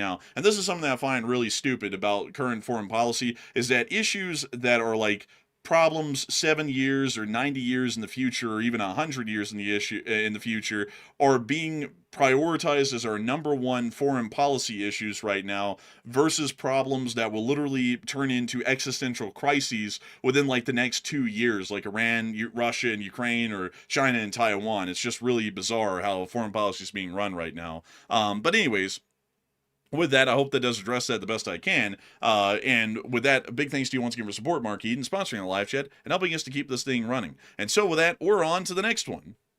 And we also have a 50 from West W. St. Merley. I'm not sure how to say your name, really, but thank you very much for that $50 support, and we do appreciate that. And it said, from Europe, I'm glad to finally hear that you don't support the war against NATO, and keep up the good work. We never supported that. Like, this channel for years has been saying we support American and Western interests, and we are never going to compromise on that. So anything that would start to threaten that, including us splitting NATO, we're clearly not going to support. I don't even know why people are surprised about that, because for years on this channel, I can speak personally for myself, and I know that Matthew will say this as well. We have been preaching the virtues of the United States having a humongous alliance and sphere of influence around the world. Literally preaching the virtues and values of such a thing for the United States, and what it brings us and what it brings all of them mutually. So I don't know why some people are pissed off now that when the president threatens to completely destroy the thing that we've been saying is one of the greatest things America has created in world history is being threatened right now, and then we say that's a bad idea. Some people act like they're shocked about that, and then they want to call us stupid stuff like Trump derangement syndrome or bleeding heart liberals, when we've literally been saying the exact thing that the president's not saying for 4 years, which is that NATO is a huge value to the United States, and our Western sphere is indispensable in what it's turned America into in the modern day and what it allows us to do around the world. So I don't really know why people act like they're shocked to hear that, because we've literally been saying that NATO is an indispensable ally for 4 straight years, the entire time that we've run this channel, and we've never said anything different. So I do thank you massively for the support and help with this channel to keep it running, but I would never support a war against America's allies because that would make absolutely no sense. As a matter of fact, it doesn't really appear that anyone's supporting this, to be entirely frank with you all. And it doesn't really take anyone smart to see that or to say that because anyone who has any sense would tell you that this is a bad idea. The only people who wouldn't tell you that is a bad idea are people who are just trying to chum up to some guy right now who's pissed off that he didn't get some medal. I mean, that's literally all that it's turned into at this point.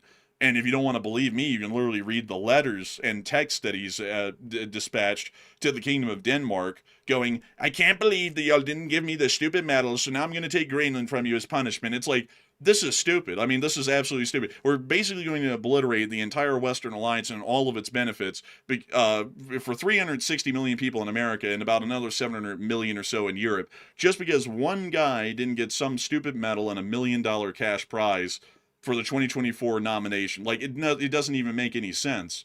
Like, it's like, how the hell is that what we're working off of? True. That's true. But anyways, with that, I hope that does address that well. And if you don't like that, before anyone even says anything, if you don't like it, I don't care, and you're free to go watch some other channel. I mean, I'm not even going to mince words on that. If you don't like that, go, because that's literally what it's turned into at this point. That's what it turned into over the past 2 days, over Monday and today. I'm not even going to say anything different than what it is. If you don't like that, then you're too stupid to be here. That's how I'm going to put it. But anyways, with that, we're on to the next one. Oh, man. I was hoping we could avoid that topic. But anyways, jumping into our next one here. This one goes to Chris Feilbach, and he puts in a $50 support. And thank you very much, Chris, for that support as well. He said, I just got in, and the stream started halfway through for some odd reason. And there was a guy yelling, oh, a sniper. And I immediately knew that Syria was being discussed. And perhaps it's a love story where the dude is reunited with something. We'll see. I mean, maybe, but beyond that, we always know when we make it to Syria, because like I say, folks, when we watch clips in Iran, you never hear that said. When you watch clips out of anywhere in the Middle East, it's never said. When you get to Syria, it's it's like, okay, we made it to Syria, we're here. But I do thank you massively for the support. Who knows? Maybe that'll happen sometime soon, Chris. But a huge thanks to you so much once again. I hope that does address that incredibly well. And with that, we're on to the next one. And we also have a $20 support from Waba. And thank you very much, Waba, as well for that support. He said, turkey and Swiss on wheat, fries and Diet Coke. And thank you for your attention to the matter. That sounds like a healthy meal right there. It sounds like something that could be very well. I'll be honest, I've never even drank Diet Coke because I don't want the aspartame or whatever artificial sweeteners in it. I try to avoid that. So I just go with the real deal. I just say, give it to me straight. Give it to me like that raw cane sugar. Or depending on what you're drinking, it could be high fructose corn syrup, depending on what you're drinking. I just say, just give it to me. But Enforcer, what say you? I'd have to say, I'd have to say, I do enjoy myself a little bit of turkey and Swiss on wheat, fries, and a Diet Coke. I don't know about a Diet Coke either. Me personally, I'm all into that pure cane sugar or that corn syrup. And don't let anybody tell you, folks, that corn syrup is a bad thing made by the government in the modern day to poison you. Because corn syrup has been around since 1805. It's nothing new. It's been around for about 200 years. I would say, flavor-wise, it does not have the flavor profile of cane sugar. For that reason, I'm more of a fan of cane sugar. But honestly, I would rather pick corn syrup or cane sugar, or even beet sugar, which is pretty common these days too, over any sort of like aspartame. I don't really trust that stuff. I feel like at some point in the future, research is going to discover that aspartame probably leads to like a higher rate of some sort of medical afflictions or illnesses. Because anything that seems to be more so chemical than natural, like beet sugar, corn syrup, or cane sugar, it just generally tends to produce more negative results, at least in my opinion. I'm sure that research in the future will probably show that, but that would be my belief. I'm just not a big fan of it for that reason. But I do thank you massively for the support and help with this channel to keep on running. And with that, we are on. Also, someone said, have you ever had palm sugar? No, actually, I haven't. Like, I'm pretty sure we've had stuff that has beet sugar in it, because that's pretty common. Corn syrup, obviously, and cane sugar, of course. And we have had some stuff from time to time that had aspartame in it. It's just that it doesn't really taste that good, and I also don't like the idea of it being generally synthetically produced. Like, there's a lot of ultra-processed foods in America, and generally I'll kind of accept that when I'm eating like an actual snack or like a junk food item. But for some reason, when it comes to aspartame, with it being a liquid, something about that just kind of doesn't really bode right with me for some reason. Like I don't even know if that sounds illogical, but that's just how I think about it. But anyways, with that, we are on to the next one. Also, a big shout out to Marion Deemer, who put in a $50 support, and thank you very much, Marion. And we do appreciate the support very much. And Marion said, please do not read on the air. So we won't. We'll just leave it as it is. But thank you very much, Marion, for that support. And Enforcer, what say you? And I thank you massively for the support and helping this channel to keep on running, Marion Deemer. And if it wasn't for folks like you, we wouldn't be able to make this channel possible, and we wouldn't be able to keep this thing running. And so a humongous thanks to you so much once again. I hope that does address that incredibly well. And if it wasn't for folks like you, we wouldn't be able to make this thing possible, and we wouldn't be able to keep it running. And so a humongous thanks to you so much once again. And Matthew, have you ever heard of beet sugar? No, I have not. Man, it's actually really interesting. A lot of sugar these days actually comes from beet sugar. And so there's a load of beet sugar like processing plants. Let me see if I can pull up one of these around the United States that produce beet sugar. Let me see if I can find one of these here in the United States. Let's see here. There's gotta be one. There's gotta be one somewhere. Wow, there's a lot of them. Oh, here we go. Here's one of them in California. But that's one way to get around wanting like sugar, like cane sugar, but not getting it from sugar canes, is just producing it from beets, sugar beets specifically. So they grow a whole bunch of sugar beets and they send them here, and through some sort of an elaborate industrial process, they're actually able to crystallize the fruit of the sugar beets and turn it into something very comparable to processed like white sugar from a cane. That's very interesting. Yeah, it's pretty cool, actually. But anyways, with that, I hope that does address that well. And a big thanks to you once again for the support, Marion Deemer, just to circle back to that. And with that, we're on to the next one. And we also have a 20 from GunFox61, another longtime channel legend, just like Marion. And thank you very much, GunFox, for that support. He throws in two of them, actually. He said, the Iran hostage crisis on November the 4th of 1979, when 66 Americans, including diplomats and other personnel, were taken hostage at the embassy of the United States in Tehran, with 52 of them being held until 1201 of 81. And a question from the chat. And I got to say, a humongous thanks to you for support GunFox61. And it actually, that was actually a very big foreign policy crisis back in the day. And that was something that was actually something that led generally to the loss for Jimmy Carter in his attempted re-election, because that was actually happening around that time. And he was already kind of unpopular at that point, and the entire collapse of the Kingdom of Persia, and then the rise of the Islamic Republic of Iran and the hostage crisis, is actually believed to have cost him the election quite heavily, because it happened in the middle of it. So it was very fresh on people's minds when they went to the voting booths. But beyond that, I don't know what it was, folks. Like, for some reason, the Islamic Republic of Iran absolutely hated Carter for some reason. They completely refused to release the hostages while he was president, and then as soon as Reagan became president, they released him. I don't know what was up with that. Like, I never heard an actual, like, I've looked at that a little bit, haven't researched it a lot. I don't know what the reasoning was as to why they hated Carter that damn much to keep the hostages until literally the first day of Reagan's administration, and then they handed them over. I have no clue what was up with that. But it was a really bizarre occurrence, to say the least, and of course, unfortunate for those who were held hostage for that long and treated quite poorly, of course, by the Iranian government. But with that, I hope that does address it the best I can. And a big thanks to you once again for the support and sharing a day in history, GunFox. And we will make sure to take one from the chat. So what do we got, Matthew? So the one from the chat in honor of GunFox's first super chat goes to AF Kaplan, who said, could the spent nuclear fuel being stored at Chernobyl be moved to a more secure location?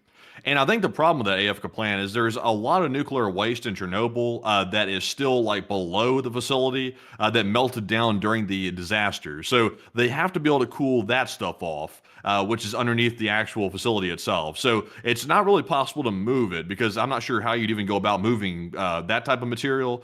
There's probably a way to do it, but it's probably extremely expensive and extremely time consuming, I'd imagine. So it's probably just not realistic, I would imagine. But Enforcer, what say you? I would assume them, that transporting them will probably be pretty difficult. And really, honestly, there's not really any long-term storage facilities in the world, except for in Finland, for any sort of nuclear waste or nuclear byproducts, because a lot of people keep complaining that they don't want that in their backyard somewhere, because there is a lot of misinformation out there in the public about nuclear energy, and a lot of people think the stuff glows green and that you're going to be see-through like an X-ray, or something along those lines if it gets near you. And it's just something I would have to say. I don't ever think we'll see that removed from Chernobyl, because they don't even have a permanent storage location in Ukraine. So basically the reactors and their facilities basically serve as the permanent storage location at this point. But with that, I hope that does address it the best I can. And we are on to the next one. We also have that second $20 support from Gunfox, and he said Hong Kong was under British rule from 1841 to 1997, except for a brief period of Japanese occupation, and in accordance with Article 3 of the Treaty of Nanking of 1842, signed in the aftermath of the First Opium War. And that is true. And then they signed a 99-year lease in 1898 with China, which was the Qing dynasty at the time, to maintain control of Hong Kong, and then they handed it back over to the Chinese Communist Party in 1997. It's a really interesting place. It's completely different culturally and historically, for the larger part, from the mainland of China, because of those past, roughly 150 years or so that they had, more so, yeah, about 150, that they had under British rule. And Britain basically turned the place into what it is today. Because before that, Hong Kong was actually a small fishing village with only about, I think it was like 9,000 people living in it. So it was actually about as big as our hometown. Once the British left it, it actually had a population, I believe at that point, of around 6 million people. And it became a thriving metropolis within the area, and also a major trading hub. But a really cool sort of a place, honestly. Hong Kong has had a whole bunch of history. And also, one of the more interesting things that I would think of from the area of Hong Kong is the Kowloon Walled City, which was this mega slum. Let me see if I can show you this right here. It was this mega slum right here of a whole bunch of buildings that were literally built right on top of each other and around each other in a completely unorganized form. Let me see if I can get you all a top view of that. There you go. That's a top-down view of it. It was really bizarre. Honestly, it's crazy, because I think something like 30 to 40,000 people lived in that thing, and it only covered an area, I think, of like 8 acres or something like that. It was insane. And there's some people who talk about their experiences living in there, and a lot of people would be very scared of going in there because they say the crime was high and it was, the streets were filled with garbage. But it was really interesting, honestly. And when you look at a cutaway of this is a cutaway of what the Kowloon City looked like on the inside. I mean, it's even crazier, because there would be no hallways. So to get from place to place, you basically had to walk through other people's houses or shops. And like, I've read some stories of people who lived in these things, and they would say that like one of them, I think I remember the story right, I was like, their dad was really proud of like hopping into the next door neighbor's window, because he would jump across like the 1 foot wide alley that was literally like 5 floors deep, go over there, connect their hose into their kitchen, and then like undo the hose back into their place and then water their plants inside of their house that way. Like it was just bizarre stuff like that. And I was like, that place seemed wild. It really did. But a really cool thing, a part of the history of Hong Kong, it's been demolished since, and it's basically an empty lot that's being redeveloped right now, but still pretty neat. But anyways, with that, I hope that does address it the best I can. And a huge thanks to you once again for sharing another interesting piece of history, Gunfox61, and helping this channel to keep on running. And with that, we're on to the next one. And we also have a 20 from Colton Etherly, I think it is. And thank you very much, Colton, for that $20 support and also keeping the channel running. We do appreciate that. And he did not leave a comment. But Enforcer, what say you? And I got to thank you so much for the support, Colton, and helping this channel to keep on running, because folks like you help us to make this thing possible and keep it rolling. So a huge thanks to you so much once again. Hope that does address that well. And we're on to the next one. And we also have a 20 from JP on the road. And thank you very much, JP, for that support. He said, good sir, please take a moment to research and talk about the whiskey war between Denmark and Canada. It's a feel-good story. And also, thank you for denouncing the Too Spicy for YouTube. And long live the LSA. Thank you so much for support, JP on the road. And we try our best to cover news that actually matters. And I would pull that up, but let's see here. You know what? We'll pull it up really quickly. We'll pull it up. The Whiskey War. Let me go pull it up on the second screen. The Whiskey War. We had a whiskey rebellion here in the United States. Let's see. The Whiskey War. What do we got here? this was a border dispute between 1973 and 2022 between Canada and Denmark over Hans Island. It's this rock right here. So, how many people died? Nobody died. And they divided the island in two. So they said, I'll take half of the rock, and you take the other half. And they deemed that this was acceptable. Really interesting, honestly. I didn't know that this was a modern or recent event. And I didn't even hear about this. Apparently this was resolved while we were running the show. And I've never heard of the resolutions of the conflict on Hans Island. Really interesting. But still, a humongous... This is Denmark and Canada? That's an interesting conflict there between the two, considering the current events of the day. Yeah, I mean, very interesting. Oh, look at this. The Danish left some pork shoulder, basically their version of Spam, some cognac, and also fruit, diced fruit in a can, as like the sign that they were there. Kind of them to leave that behind. They were very, very kind with this little offering. Meanwhile, America, let's bomb them. Let's go and take it, annex it from them. But interesting though, very interesting. But anyways, with that, I hope that addresses that somewhat well. Very interesting. I haven't heard about that before. And with that, we are on to the next one. We also have a 20 from Putin, Jenna, last name Tolls, who puts in a 20. And they said, wouldn't cats be following it if it had lasers and such? Oh, that's a good one. See, Matthew, the Air Force One cannot have a laser. Otherwise, the cats would be following it. That's a great point. But I do thank you, Master, for the support and help with this channel to keep on running. And you're thinking right there, Putin. You're really thinking right there, Putin, Jenna. Last name Tolls. Well, that's their name. That's their name, man. I'm just reading their name. Don't beat me up for it. What, you're going to cancel me? You're going to cancel me for saying his name? But anyway, so that we're on to the next one. And our next one goes to Raphael Saya, who puts in a 10. He said, LOT, LSA, and I agree. And thank you very much, Raphael, for that support. And thank you for the support as well, Raphael. And long live the Lee Spring Army. And with that, we're on to the next one. We also have a 10 from Rye Guy SR, and he said, we are strong, we are intelligent, we are the LSA. Hey, he's got some high praise. And he said, great community you two have built, and thank you for that. He said, big shout out to the LSA community, and take one from the chat. And I'd say the LSA is a great community. I'd have to agree. And we will make sure to take one from the chat in your honor, Rye Guy SR. And what do we got, Matthew? And this one goes to, let's see here. This one goes to none other than AF Kaplan, who said, if Russia does continue attacking nuclear sites in Ukraine, what will be the most effective way for Ukraine to respond?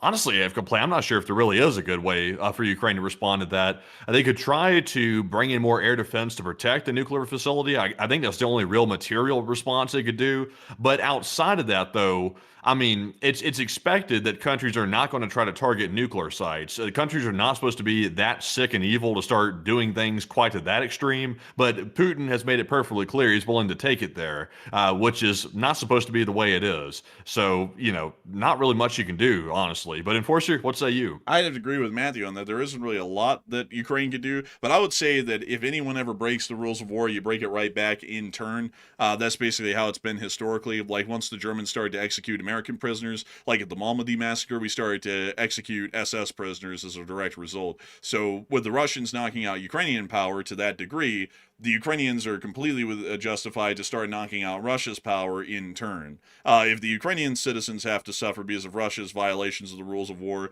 then that means, unfortunately, the Russians will have to suffer as well in due course. So that's generally the only way that they can respond to it, but then that enters the question for a lot of people morally as to whether that's right or not, to have an eye for an eye sort of response in war. And I'd say that there's definitely an argument there, but historically the answer is the eye for an eye rule has always basically stood. So if anyone breaks the rules of war in one way, in a very overt and clear way, then at that point you're basically opening up yourself to having the same thing done to you by the other side you're fighting. So with that, I hope that does address that the best I can, and big thanks to you for supporting helping this channel to keep running. And with that, we are on and into the next one. We also have a 10 from Mechtil. He said, wise choice for yourselves to ignore Greenland, that matter. Serenity is an option, and happy you both chose that option for yourselves and well-being. And honestly, I just can't do Greenland. Like I just can't do it. If something breaks out with Greenland, yes, we'll cover it, and well, of course we'll have to. We're not going to abdicate our duty to report something here on the channel because everybody's relying on us for the news. But geez, like when I say this, folks, I am not saying this just to say it. The Greenland situation, like. That one's cooking me. That one's a hard one to even like wrap my mind around that situation. And what's even more disheartening is the bots, the response from bots about it. Also, the response sometimes from real people about it. That's disheartening to see that because I'm not going to get into all the whole like spiel about it because if people understand why that's crazy, then good for them. If they don't, there's no hope for them. Like there's no way you can convince somebody to do the right thing if they're sick in the head. There's no way to do that. They're going to be sick. No matter what. So I'm glad we're ignoring Greenland, at least for now. But Enforcer, what say you? I had to agree. I'm pretty happy that we're ignoring it as well. Y'all don't know how much it actually like bothers us to even talk about something that's that wrong. And it's really just something else, folks, to listen to people just openly defend it, like to the point of militancy, which is really disheartening, honestly, because it basically goes against every principle that's made America America. It made us into what we are. Because over the last few years, we've been going, Russia has no friends because they're wildly aggressive to the surrounding countries that are their neighbors, and because of that, they've scared away every country that was once their ally and have turned them into a NATO partner. Now people in the United States are advocating that the United States needs to become extremely aggressive and violent to our surrounding neighbors, not even understanding that we can already look at Russia from 1991 to the modern day and see that that sort of line of thinking and course of action has boded Russia insanely poorly over the past 30 years. I don't even know why people would say it. Like, it's something that is just so blatantly wrong. It really wears me down, folks, to the point that I'm just like, at one point over Sunday, I was like, I'm just willing to give up completely on even covering news, because if this is the kind of world that we live in, this is too tough to even comprehend or understand or even swallow that this is what we're having to do these days and talk about. It's ridiculous, and I don't care. Like, if you don't like that, I'm going to be straight up. I don't care if people don't like hearing that. I don't care if people don't like hearing that my opinion of the president's quite poor at this point because of this. I don't really care. If you don't like that, then you need to go. Like, we don't have to go. But the thing is, like, just like we don't have to go into all that because there's not many people in our chat that think that way. So I mean, we don't have to go that far with it. Well, no, I'm making it clear though, because a lot of people always want to sit there and let us have a piece of their mind. I don't give a damn what a piece of a mind of someone that goofy is. Like, if you don't like it, I would suggest that you say nothing. At least one day when you end up getting some brains, you'll be able to come back to the channel and still chat in the live chat. But if you don't like what I'm saying now, it's better just to quietly walk out the door. That's what I'd say. But anyways, with that, I hope that does address that the best I can, but that's the whole deal with Greenland is ridiculous. If something happens with it, like an attempted military annexation, we'll of course cover it, but until then, I'm trying to not cover any of it because it's just getting even stupider with each passing hour. But a huge thanks to you once again for support and helping this channel to keep running, and with that, we're on to the next one. And our next one goes to Live Animal, who puts in a 10. He said, the EU governments are more complicit with the IRGC than the USA or Israel, and the world will swing a different way if the EU is continue or allowed to continue like the. Sorry for butchering that, by the way, but here's my thing. Yeah, here's my thing, Live Animal. It's their countries. If the EU wants to take it, a certain way, and they want to start ruining their countries, that's up to them. Like, we can't tell them that. This isn't a free for all. I mean, these countries are sovereign. So, I mean, I just don't understand that. Like, we have plenty of problems. I'm sure you got plenty of problems in your life, just like we've got personally. Like, everybody's got problems. Why are we jumping into other countries' problems when we can't even tend to our own problems? I mean, the U.S. is in foul shape, if people can't realize it. We're in very foul shape. Why the hell are we trying to fix other people's government systems if we can't even get our own fixed? I mean, it's silly.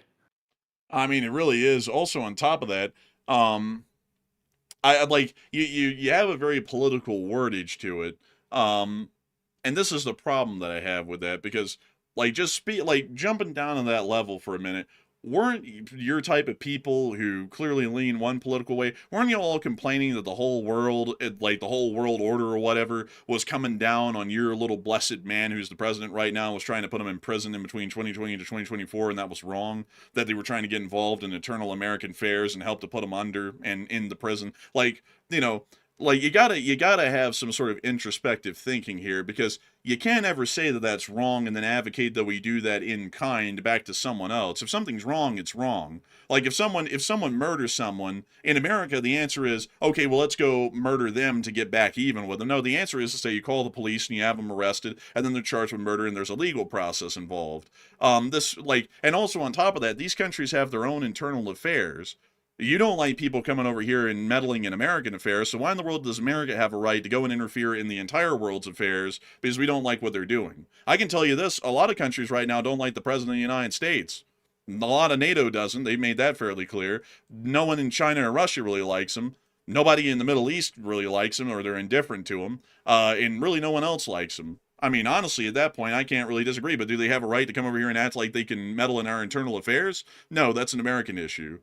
So if Americans like him, then he stays. If Americans don't like him, then he goes. That's an internal issue of the United States and no one else's. Same with Britain. If people don't like Keir Starmer, then he'll go. If people like him, he'll stay. Same with Macron, same with Friedrich Merz, same with all of them. I don't know why in the world people act like, because in your mindset, someone's of a different political ideology in an entirely foreign country that you don't live in, and their internal domestic matters have nothing to do impacting you, you have a right to go over there and get involved. I don't understand that. So I thank you for the support. I'd have to strongly disagree with that. And we're on to the next one. And our next one goes to Robert Krogan, who puts in the 10. He said, "Good evening, enforcers, and got here late and thought I'd say hi." And a big hello to you, and a huge thanks to you for the support, Robert Krogan, and helping the channel to keep running. And I hope that does address that incredibly well, because if it wasn't for folks like you, we wouldn't be able to keep this channel running. And with that, we're on to the next one. We also have a 10 from Toy, who said, UWU, LSA, and what are your thoughts on Alberta, Canada becoming part of the United States?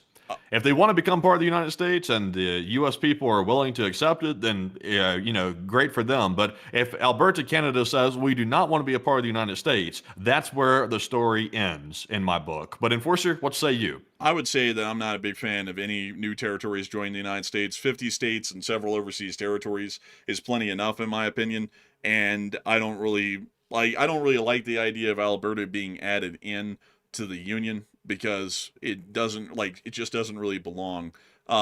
It's a part of Canada. It's been a part of Canada for hundreds of years, so it is what it is. If they don't like their government, they can vote in it. I'm so tired of this endless stupidity that goes on these days with people, where they're like, oh, I don't like my government, so instead of just voting in it and participating and demonstrating and protesting in the public to try and get people to join my side, I just want to hop out of it and secede.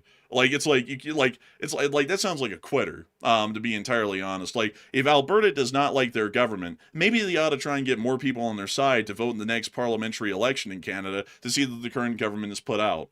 If the answer in the United States, like that I say, if you don't like the President of the United States right now, you have a right. Yeah, you have a right not to like the last one. But there's no such thing as, let's just secede from the Union and completely leave it, because we don't like the current guy. It's like, that's really kind of like shooting everyone in the foot or cutting off their nose to spite their face in every single country. It does not make any sense to me. I don't like it.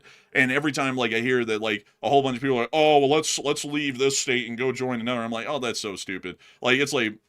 Even if I don't even agree with those states' internal policies, hasn't anyone heard about public debate, getting people to join their side, or, if they don't like that place, just moving out to another state or something like that? It's like, I don't know what's up with that. I would say no, Alberta should not join the United States of America. And on top of that, here's the irony of it. If Alberta joins, they join as a singular state.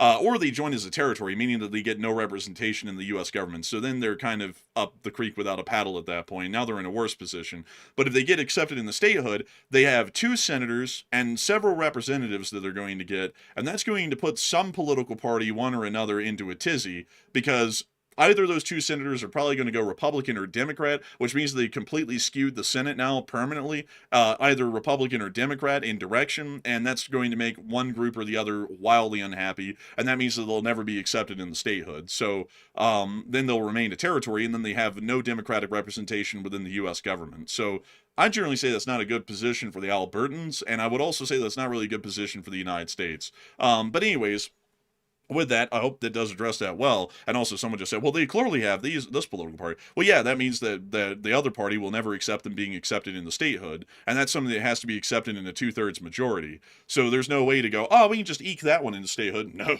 It's like you have to have 2/3 of the House and the Senate ratify statehood. So if it appears that Alberta is going to lean entirely Democrat, the Republicans will entirely oppose it. And if they lean entirely Republican, the Democrats are going to completely oppose it, meaning that they're then locked into an indefinite statehood limbo because they'll never be accepted in the statehood at that point. But anyways, with that, we're on to the next one. Also, we're going to speed up a little bit as we have 16 more left, and we have to sort of round out on time. But our next one here goes to W Subsea, who puts in a 10. They said, if Denmark wants to keep Greenland, just get with a few other EU nations and funnel a modest amount of cash, about $7 billion a year, adjusting for inflation, to certain accounts, they say. Well, I mean, that's an idea, actually, an interesting one, and I thank you for support and giving such wise consideration on that topic. And so a huge thanks to you once again. And we're on to the next one. We also have a 10 from Devin Smith, and Devin said, I'm just paying the monthly sub. And by the way, how did Hot Dog Man get his name? And I started watching after that lore began. So Hot Dog Man got his name because the dude was at the Minnesota State Fair selling hot dogs out of a hot dog stand, and he made it sound like it was a big hustle and a money move, and it was so ridiculous how he made it sound that we're like, that guy's the Hot Dog Man, and it stuck. Even his own people know him as Hot Dog Man now. But beyond that, I gotta say a huge thanks to you for support. I hope that does explain that well, and we're on to the next one.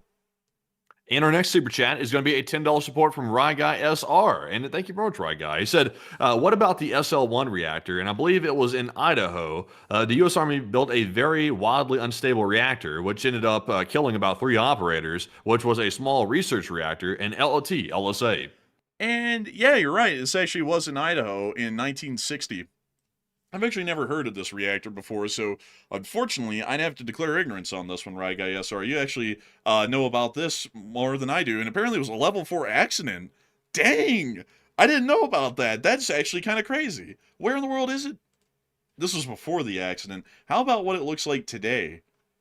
Do they have any pictures of it? They don't even have any pictures of it today. Oh, here it is. They buried it in rubble. Dang. Oh my God, that's crazy. I thank you so much for the support. I did not even know about this. I'm actually gonna have to read up and research this off air, but a huge thanks to you for the support and helping this channel to keep running. And we're on to the next one. And we also have a 10 from Cruder Dragon, who said, what do you guys think about the thorium nuclear energy in reactors? And also, I haven't seen the new Lego sets at stores and wonder what could be causing that. And also, Lego is not made in the U.S. at all, according to Cruder. Oh, it's just the Christmas rush right now. They're in overdrive in Denmark to produce the Legos and get them back out to market at the moment. I've also been looking at that as well. They're just on back order. That's why they haven't shown up. But as far as the thorium reactors, I think that's a huge improvement in safety. It produces as much power and energy as a uranium-235 reactor, but it also is far safer, and it's also designed to basically be meltdown proof. Although that's basically like saying a ship's unsinkable. They can sink still, but generally it'd be a lot harder to see a thorium reactor go into a meltdown, significantly more difficult than that of a uranium reactor. So I do thank you so much for the support and helping this channel to keep on running, and I hope that does address that well. And we're on to the next one. And this one goes to Common Sense, who put in a 10 and said, Greed Land. Greed. Greedy. You know, I actually saw on Nuke there was like several thousand people, which is basically like all of Denmark, that joined in the protest today against the U.S. Trying to take the island. And like, I think Greenland, Matthew, how many people live in Greenland? 40 or 50,000? Let's see. Jamie, how many people live in Greenland? Let's see. Greenland population. So Greenland is very small, around 57,000 people. So that's the size of a small city in the United States. So if about 5,000 people were involved in that demonstration today, that means that about 10% of the entire country was out on the streets today in a protest. So, I mean, that's a pretty large part of a country's population. There's never been 10% of the U.S. population doing anything anywhere in a protest in the United States, even during the Civil Rights Movement, which I think the March on Washington was the largest demonstration ever seen in U.S. history. I think it was like 3.5 million people. That was still not close, I believe, to 10% of the U.S. population at that time. I think it was like 3% or 2% or something, but not a whole whopping 10%. So, you know, if that many people are out in the streets, I can promise you that it's unanimous they don't want to be a part of the United States if that many people were that motivated to get out on the streets for a demonstration and nuke. But anyways, with that, a big thanks to you once again for support and helping this channel to keep on running. And we're on to the next one. And this one goes to Mary, who puts in a $20 support. And thank you very much, Mary, for that support as well. They said, is the way we vote in America outdated, and how would we redesign it today? Honestly, Mary, I think the huge problem people get today is voting should be as simple as possible, and it should be as straightforward as possible. So any type of complications, if that means technology, if that means the way the vote is taken, you want to simplify the hell out of it. Like, that's something there. You don't want to add any type of complications. You don't want to add any layers of complexity to it, because it adds in a whole bunch of different ways that things could go wrong. And you don't want stuff to go wrong. You can't afford stuff to go wrong when you're voting. So I personally don't think they should redesign it. They should just go back to basics and try to see if they can get the basics right. But Enforcer, what say you? I'd have to agree. I've voted in several elections. I found the way that they were working just fine. I would have to say that I don't have really an issue with having to show some form of an ID to go and vote. You know, I wouldn't really find an issue. I don't really find an issue with that, to be entirely honest. But at the same time, though, another thing that I'll say is that complicating it is absolutely ridiculous. That's basically like trying to come up with a modern version of a poll tax to make it harder to vote. And I don't think that it should be hard to vote. It should be streamlined as possible. So what you should do is you should get a ballot either on a tablet or in paper, be able to select your options, and then input that like it has been for a while. I think that that's the way it should be kept. And that's the way it should be done. Also, another thing is that the federal government doesn't even get to manage the elections for the House, the Senate, or even the president. That's actually managed at the state level from a state-to-state basis. So I don't even know how in the world they're acting like they kind of get an ability to control it because by the law, those elections are managed by the state governments of whatever states those are being conducted in. So with that, I hope that doesn't... Also, you can't do biometrics for voting, by the way, because you can't have a centralized database access unless the federal government's in charge of it, and the federal government's not in charge of that voting process. So I see people all the time saying, well, how come they don't just have like a facial scan or something, or like a retina scan when you show up to vote? And that's because you can't have a database that the states are accessing like that, because there would be a whole bunch of legal issues with that. So that would never work. So the only way to do it is to simply show a state issued ID, or perhaps a federal document proving your ID, perhaps. It seems a bit strange to me. I know there's like, somehow this is controversial, but I know it's weird to me that people expect that people should just be able to show up without any type of proof of ID and just be able to vote. It seems a little bit wild to me, because I mean, anybody could walk in and say, hey, I'm so-and-so, give me a ballot. And they could do that like 50 times in a day if they don't have ID. I mean, they could go to a different pollster or a different poll worker the next time, and they may not see that they had been in there before. So you got to have some way to verify who's coming in, or otherwise you just have a free-for-all. Yeah, I would say any form of a state-issued ID should generally suffice. And I believe that that's the way it's been done already, is that you had to show some form of an ID. At least I believe in the state of Alabama you had to. But it still remains largely anonymous beyond that. The polling booth operators make sure that you are an actual, a citizen and also legible to vote. And then you go in and you vote, but the government should not have a database of who voted, because if that's all done digitally, folks, and you get like some sort of a retinal scan or something, now they have a database that not only has your biometric data in it, but it also attaches exactly who you voted for to it, completely removing the anonymity. And I believe that anonymity is important, because just to put this out there, like, people won't think of this, but let's say the current president, well, let's go with the next president. Let's say whoever the next president is, they have all of that information available through the state databases that they might somehow be able to get. and then they start going around and conducting reprisals on people because they didn't vote the way they wanted them to.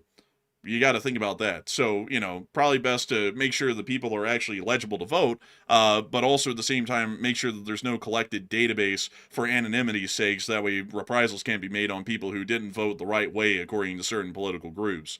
So with that, I hope that does address that the best I can, at least in my opinion. And with that, we're on to the next one. And this one goes to the acid brush, who puts in an 8. Excuse me, by the way. I'm sitting here coughing up a storm, man. I'm sitting here going, oh. But anyways, the acid brush said, Ukraine has been amazingly adapting to this war, and just love Ukraine. And I'd have to agree. And I do thank you so much for the support and helping this channel to keep on running. And I'd have to say they've done quite well. And with that, we're on to the next one.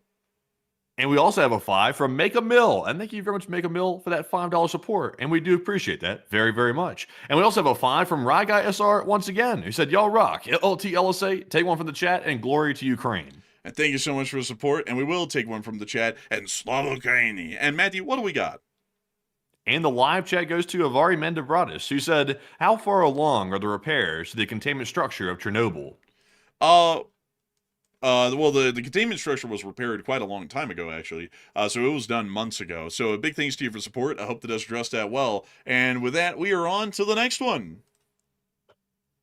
Wait a second. You good?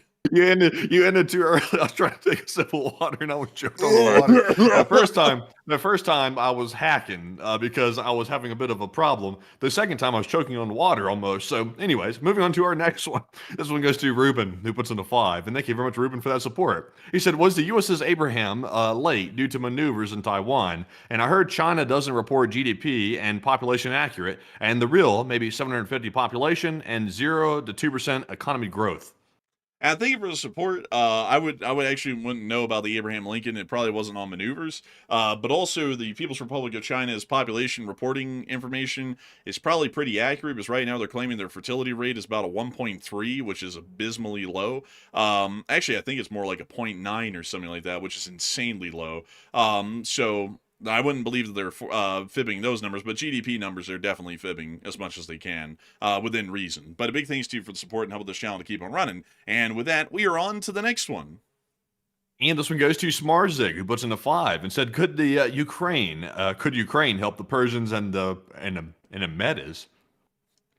The Houthis? Who's the Medes? Who's the Medes? I mean, maybe. Possibly. I don't know, but I do thank you for the support and helping this channel to keep on running. We greatly appreciate you for that. And with that, we're on to the next one. And the next one goes to Ruben, who said China offered Russia their new WZ-10, apparently superior to U.S. drones, and Russia brought Iranian motorcycle engines instead. Oh, interesting. I thank you for the support, Ruben, and sharing that interesting information with us. And with that, we are on to the next one. And this one goes to Plazoth, who puts in a 3. And thank you very much, Plazoth, for that $3 support. We also have a 2 from 535 Medic. And he said, Russia stores weapons in the chicken houses. Russia stores weapons in the chicken houses, and they're really getting it going. Oh, my God. He's choking up a storm over there. Look at him go. He's got to eat that protein. Something's gotten in my system. Something's gotten into his system. It's the damn Havana syndrome. It's blasted his brainwaves, making him choke. I gotta be honest with you. I thank you for the support, and I gotta say, they probably do have them stored up in them chicken coops. But a big thanks to you for the support and helping the channel keep running. And we're on to the next one. And this one goes to Bubba Vasquez, who puts in a 2. He said, I got bills to pay. Go LOC. Hey, and thank you so much for the support, helping this channel to keep on running. We're greatly appreciative of you, and you make the whole thing possible. And huge thanks to you so much once again. And we are on to the next one. And this one goes to K4005, who put in a 2 as well, and said, watch Team America. It all makes sense. LSA. And I thank you for the support.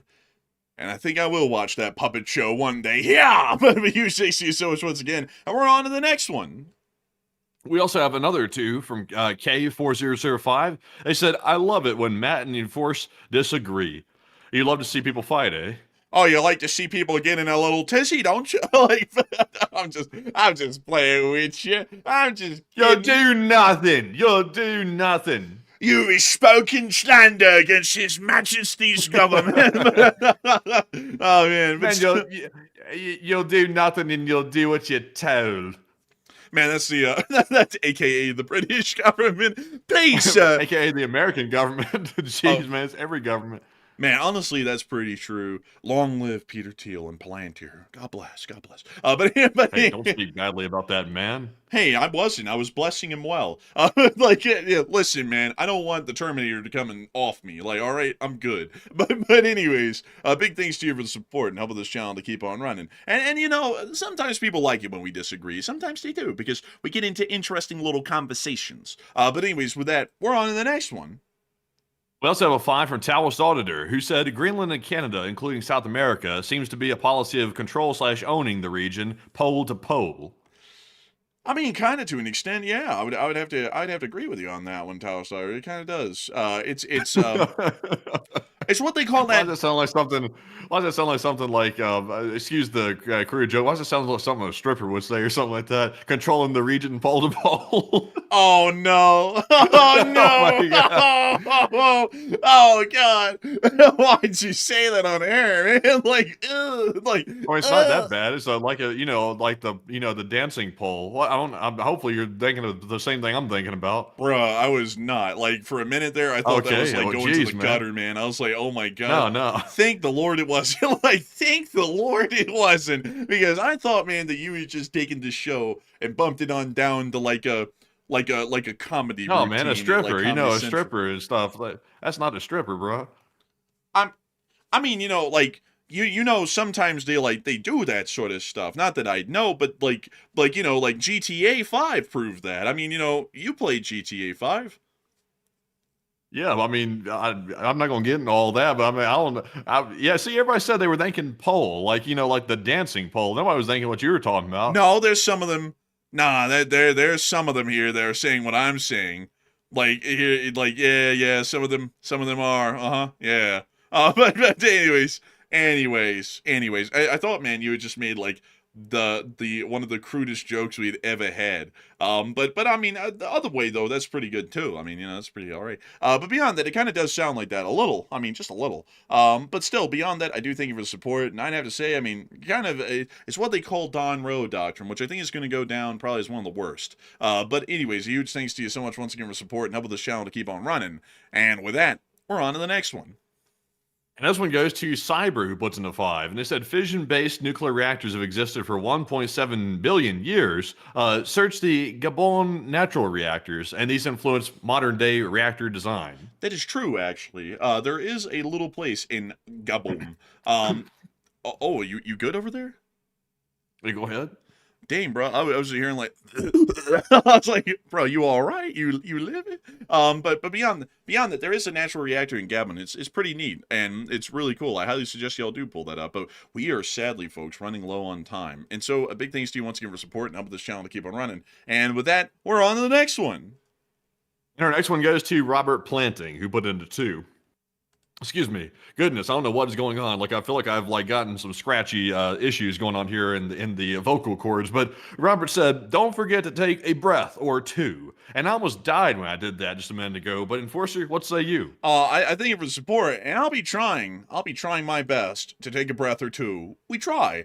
I know that it sounds like I never take a breath sometimes, but believe me, folks, I do. I've just mastered the art of taking a quick breath and then going on for another minute. But a huge thanks to you so much for the support and helping this channel to keep running. And with that, it's time for us to move on and into the next one. And this one goes to Rye Guy SR, who puts in a 2 and said, "Protesters in Nuke were paid by the opposition." JK. That's always the argument these days, isn't it? But a big thanks to you so much for the support. And with that, we're on to the next one. Honestly, the way U.S. foreign policy is going, I feel like we're about to start speaking in like gangster terms or something here sooner or later. Like, yeah, like for real, we're gonna pull up on slide on the block and go over there and slide on them and take that land for ourselves. It's like, I don't know what the U.S. is doing. They're crazy acting. I'm going to be straight up, though. For a group of people who says they're going to bring America back to it was traditionally, they really do like listening to, like, Little Pump and shit, you know? Like, it's like, I don't really think, like, that's fairly modern music. It's, like, from, like, 10 years ago or less. It's like, if that is like, that's not even traditional. That doesn't even fall within like their ideological framework, because they're like, oh yeah, the special forces were listening to, like, what were they listening to, Mandy? What did they say they were listening to? Like Young Gravy or something? It's like, that's not And they even were like, listening to some hardcore drill. They were listening to Chief Keef. yo, they were Don't ask listening. how I know that, by the way. I went to public schools in the backwoods of Alabama. I know all that stuff, by the way. So people would be like, "How's he know that? But he doesn't know anything else." That's because I went to public school in the backwoods of Alabama. Man, That's how I know that. they thought they were whipping up into Venezuela like King Von or something like that. Like, bro, they gonna go down there and, like, man, like spin the block or something like that. But beyond that, man, I mean, I'm not gonna lie, like, I don't even like, and then the president also apparently listens to that music too. It's like, how in the world does he even fall into this like traditionalist ideology that they claim to have? Like, wouldn't they be listening to like music from like the 60s or the 50s or even earlier than that, or like even the 80s or something? You know, it's like I feel like modern drill beats from like the past 15 years don't really count as traditional because it's so new it can't become a tradition yet. You know what I mean? Like, that's what I'm saying. That's what I'm saying around here. But anyways, big thanks to you once again for the support and helping this channel to keep running. And with that, we're on to the next one. We also have a 5 from Not J-Dan, who said, anyone know how many troops are actually trained for Arctic war, and how many U.S., NATO, Russia, Chinese troops can actually fight in harsh Arctic conditions? There's actually a pretty decent amount of them, as a matter of fact, that we have. Most of our units, like the 101st and the 82nd, do get Arctic warfare training, somewhere in Alaska or elsewhere. So there's a decent amount of them that could be potentially used, actually. And also, those wars are very low intensity. Like, you're not going to be seeing trench warfare in Greenland. And you're also not going to be seeing hundreds of thousands of troops in Greenland either, ever, from either side. So I hope that is addressed the best I can. And a big thanks to you once again for support and helping this channel to keep running. And we are on to the next one. We also have a 2 from Bruce Lee, and thank you very much, Bruce, for that support. And he simply said, quack, and thank you very much, good sir, for that support. We also have a 1 from Corey Roberts, who did not leave a comment, and thank you very much, Corey, as well, for that support. And that is going to be our last ones right there, our last super chats. And we do appreciate that very much for all that support, by the way. Also, Davida and pretty much all the folks, including Ashley in the live chat, a whole bunch of people were saying, Matt, get the humidifier. Honestly, I should. I will say, not to get into too much information here, but I actually did get some new extra lamps. I actually upgraded and got lamps. So, you know, the humidifier got put on hold because of the lamp situation. I wanted light. I wanted light on the subject because there's a lot of darkness in the United States right now when it comes to the geopolitical situation. So I wanted to add a little light to the living room so that way I could try to see if I could lighten the mood a little bit. So I need to also apparently put some water in the air because I'm scratching on the vocal cords pretty bad. But anyways, jumping into our live chat questions, we have our Morse code decoders first. And we had tonight Paul Schultz, Kevin J., Mason Miami, Johnny Dog, Norm Pritchett, Arabelle Garbo, Her Royal Fluffiness, Kush, Kobe Tarek, Siren, Brian Blairstown. They said the Morse says Russia is a criminal state and how they continue to attack nuclear power plants to instill terror, LLT, LSA.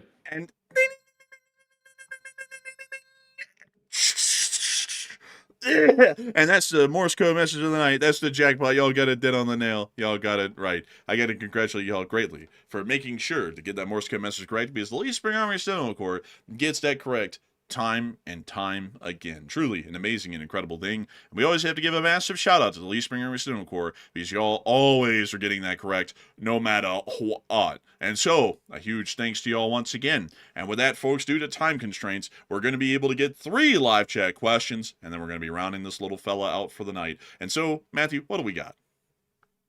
Also, by the way, I got to say real quick, one thing that's like a really cool deal, by the way, that I've never really had before, these little LED little light strip tower things that you put like next to your TV, those are fantastic, by the way. Like, I love those things. They're not too expensive either. The downside is you got to connect them to a Chinese server, which I'm not too wild about. But at the same time, though, yeah, I was a little sketched out when I did that. I was like, should I do it? I was like, I found a way around it, so I can kind of protect my network a little bit from it. But it's cool though, like having that light back there. I do like lamps. Like I've just discovered how nice lamps are. And, lamps are something that everybody should probably have in their life, at least a couple of lamps. I feel like it's something that could improve the quality of living to a certain degree. So consider lamps. Consider lamps. I can't say it's going to solve all your problems, but a lamp could be good. I mean, who in the world has ever gone wrong with a lamp? I think lamps are the future, at least in my personal opinion, and if you don't believe me, well, you can find out for yourself. F around and find out. Department of War! Even Steve Jobs, very finicky fellow. So some called him an asshole, actually. He was very fond of lamps. In fact, he was so fond of lamps, the Pixar logo had a lamp jumping on the letter I in Pixar, and it would crush it, and it would also look around like it was confused. There's actually some people in the administration right now, Matthew, that love lamps, particularly the ones that are fueled by gas. They love them so much they go around talking about they like gaslighting. It's really something else. We got to get into that one day. They're like a lamp with no bulb. Man, they really are. Man, I tell you, folks, the lamp's there, but the light isn't. Like, I can tell you that. But anyway, so that we are on to, I believe, the second to last question of the night. And this one goes to Golden State. You said, what are the odds that the Ukraine-Russia war ends this year? And what are the odds that Greenland's invaded by the United States? Oh, I can't tell you odds about Greenland being invaded. It's a 50-50. It's whatever the president wakes up on tomorrow. And also the odds of the Ukraine-Russia war ending this year, I would say the chances of that are actually pretty low too, in my opinion. So I hope that does address it the best I can. And with that, we are on to the final question of the night. And so, who is the lucky last person who threw in the lucky last question of the night? And that viewer is Marie Jacobs, who said, could it be that we are too late to the party in Iran and not strike at all at this point, since the protests seem to be over, and now beside a small militant group? I'd say, unfortunately, pretty much, yeah. I mean, there's nobody left alive, really, to conduct any major resistance from what we can tell on the ground. Resistance is in fairly small pockets at this point. And I mean, we could strike them now. I mean, they still are an imminent threat due to their nuclear weapons research that they're still conducting at the moment. So we could get involved on those grounds and also to support or retaliate for their crimes against humanity. But at this point, if we're really expecting to save the people on the ground and see that they bring in a government of their own choosing and overthrow the Islamic Republic, I would say that that would be a pointless pursuit at this point, because basically none of them are left. But I hope that does address that the best I can, at least in my opinion. And with that, we have reached the end of tonight's stream. I have to thank you all. I don't know why, man, that almost sound like I did it my way. I was like, I have to thank you all. And I stood tall. But anyways, beyond that, it's time for us to round this thing out tonight. We thank you all so much for watching. We had a peak viewership tonight of 12,000 people. What a lot of people who chose this channel as their primary source of news. And we thank you all once again for watching. And if y'all did enjoy, make sure to hit that like, comment, and subscribe. And we will see you all tomorrow at 10 p.m. Eastern Time to cover the next 24 hours of the news from around the world. And so with that, good night, good luck, take care, stay safe, Slava Ukraini, Herom Slava, and long live the Lee Spring Army, and the Lee Spring Army will never die. And with that, folks, we'll see you all tomorrow, maybe on a short war video midday if there is enough news to cover that the Enforcer will be making if there is enough news. And we'll definitely see you at 10 p.m. Eastern tomorrow night for the next Nightly War News stream to cover the rest of the news happening throughout the days. And today is Tuesday. Just a quick reminder, by the way, the aircraft carrier that's currently turned off its transponder is making its way into the Middle East right now. It'll be there in about 72 hours, which happens to coincide with just about the weekend. So this weekend could be interesting. But in the meantime, we'll see what else happens during the weekday, because these days it's hard to predict what the hell is going on, but we'll find out. But with that, we'll see you all tomorrow. And of course, Slava Ukraine, Herom Slava, get some rest, and good night.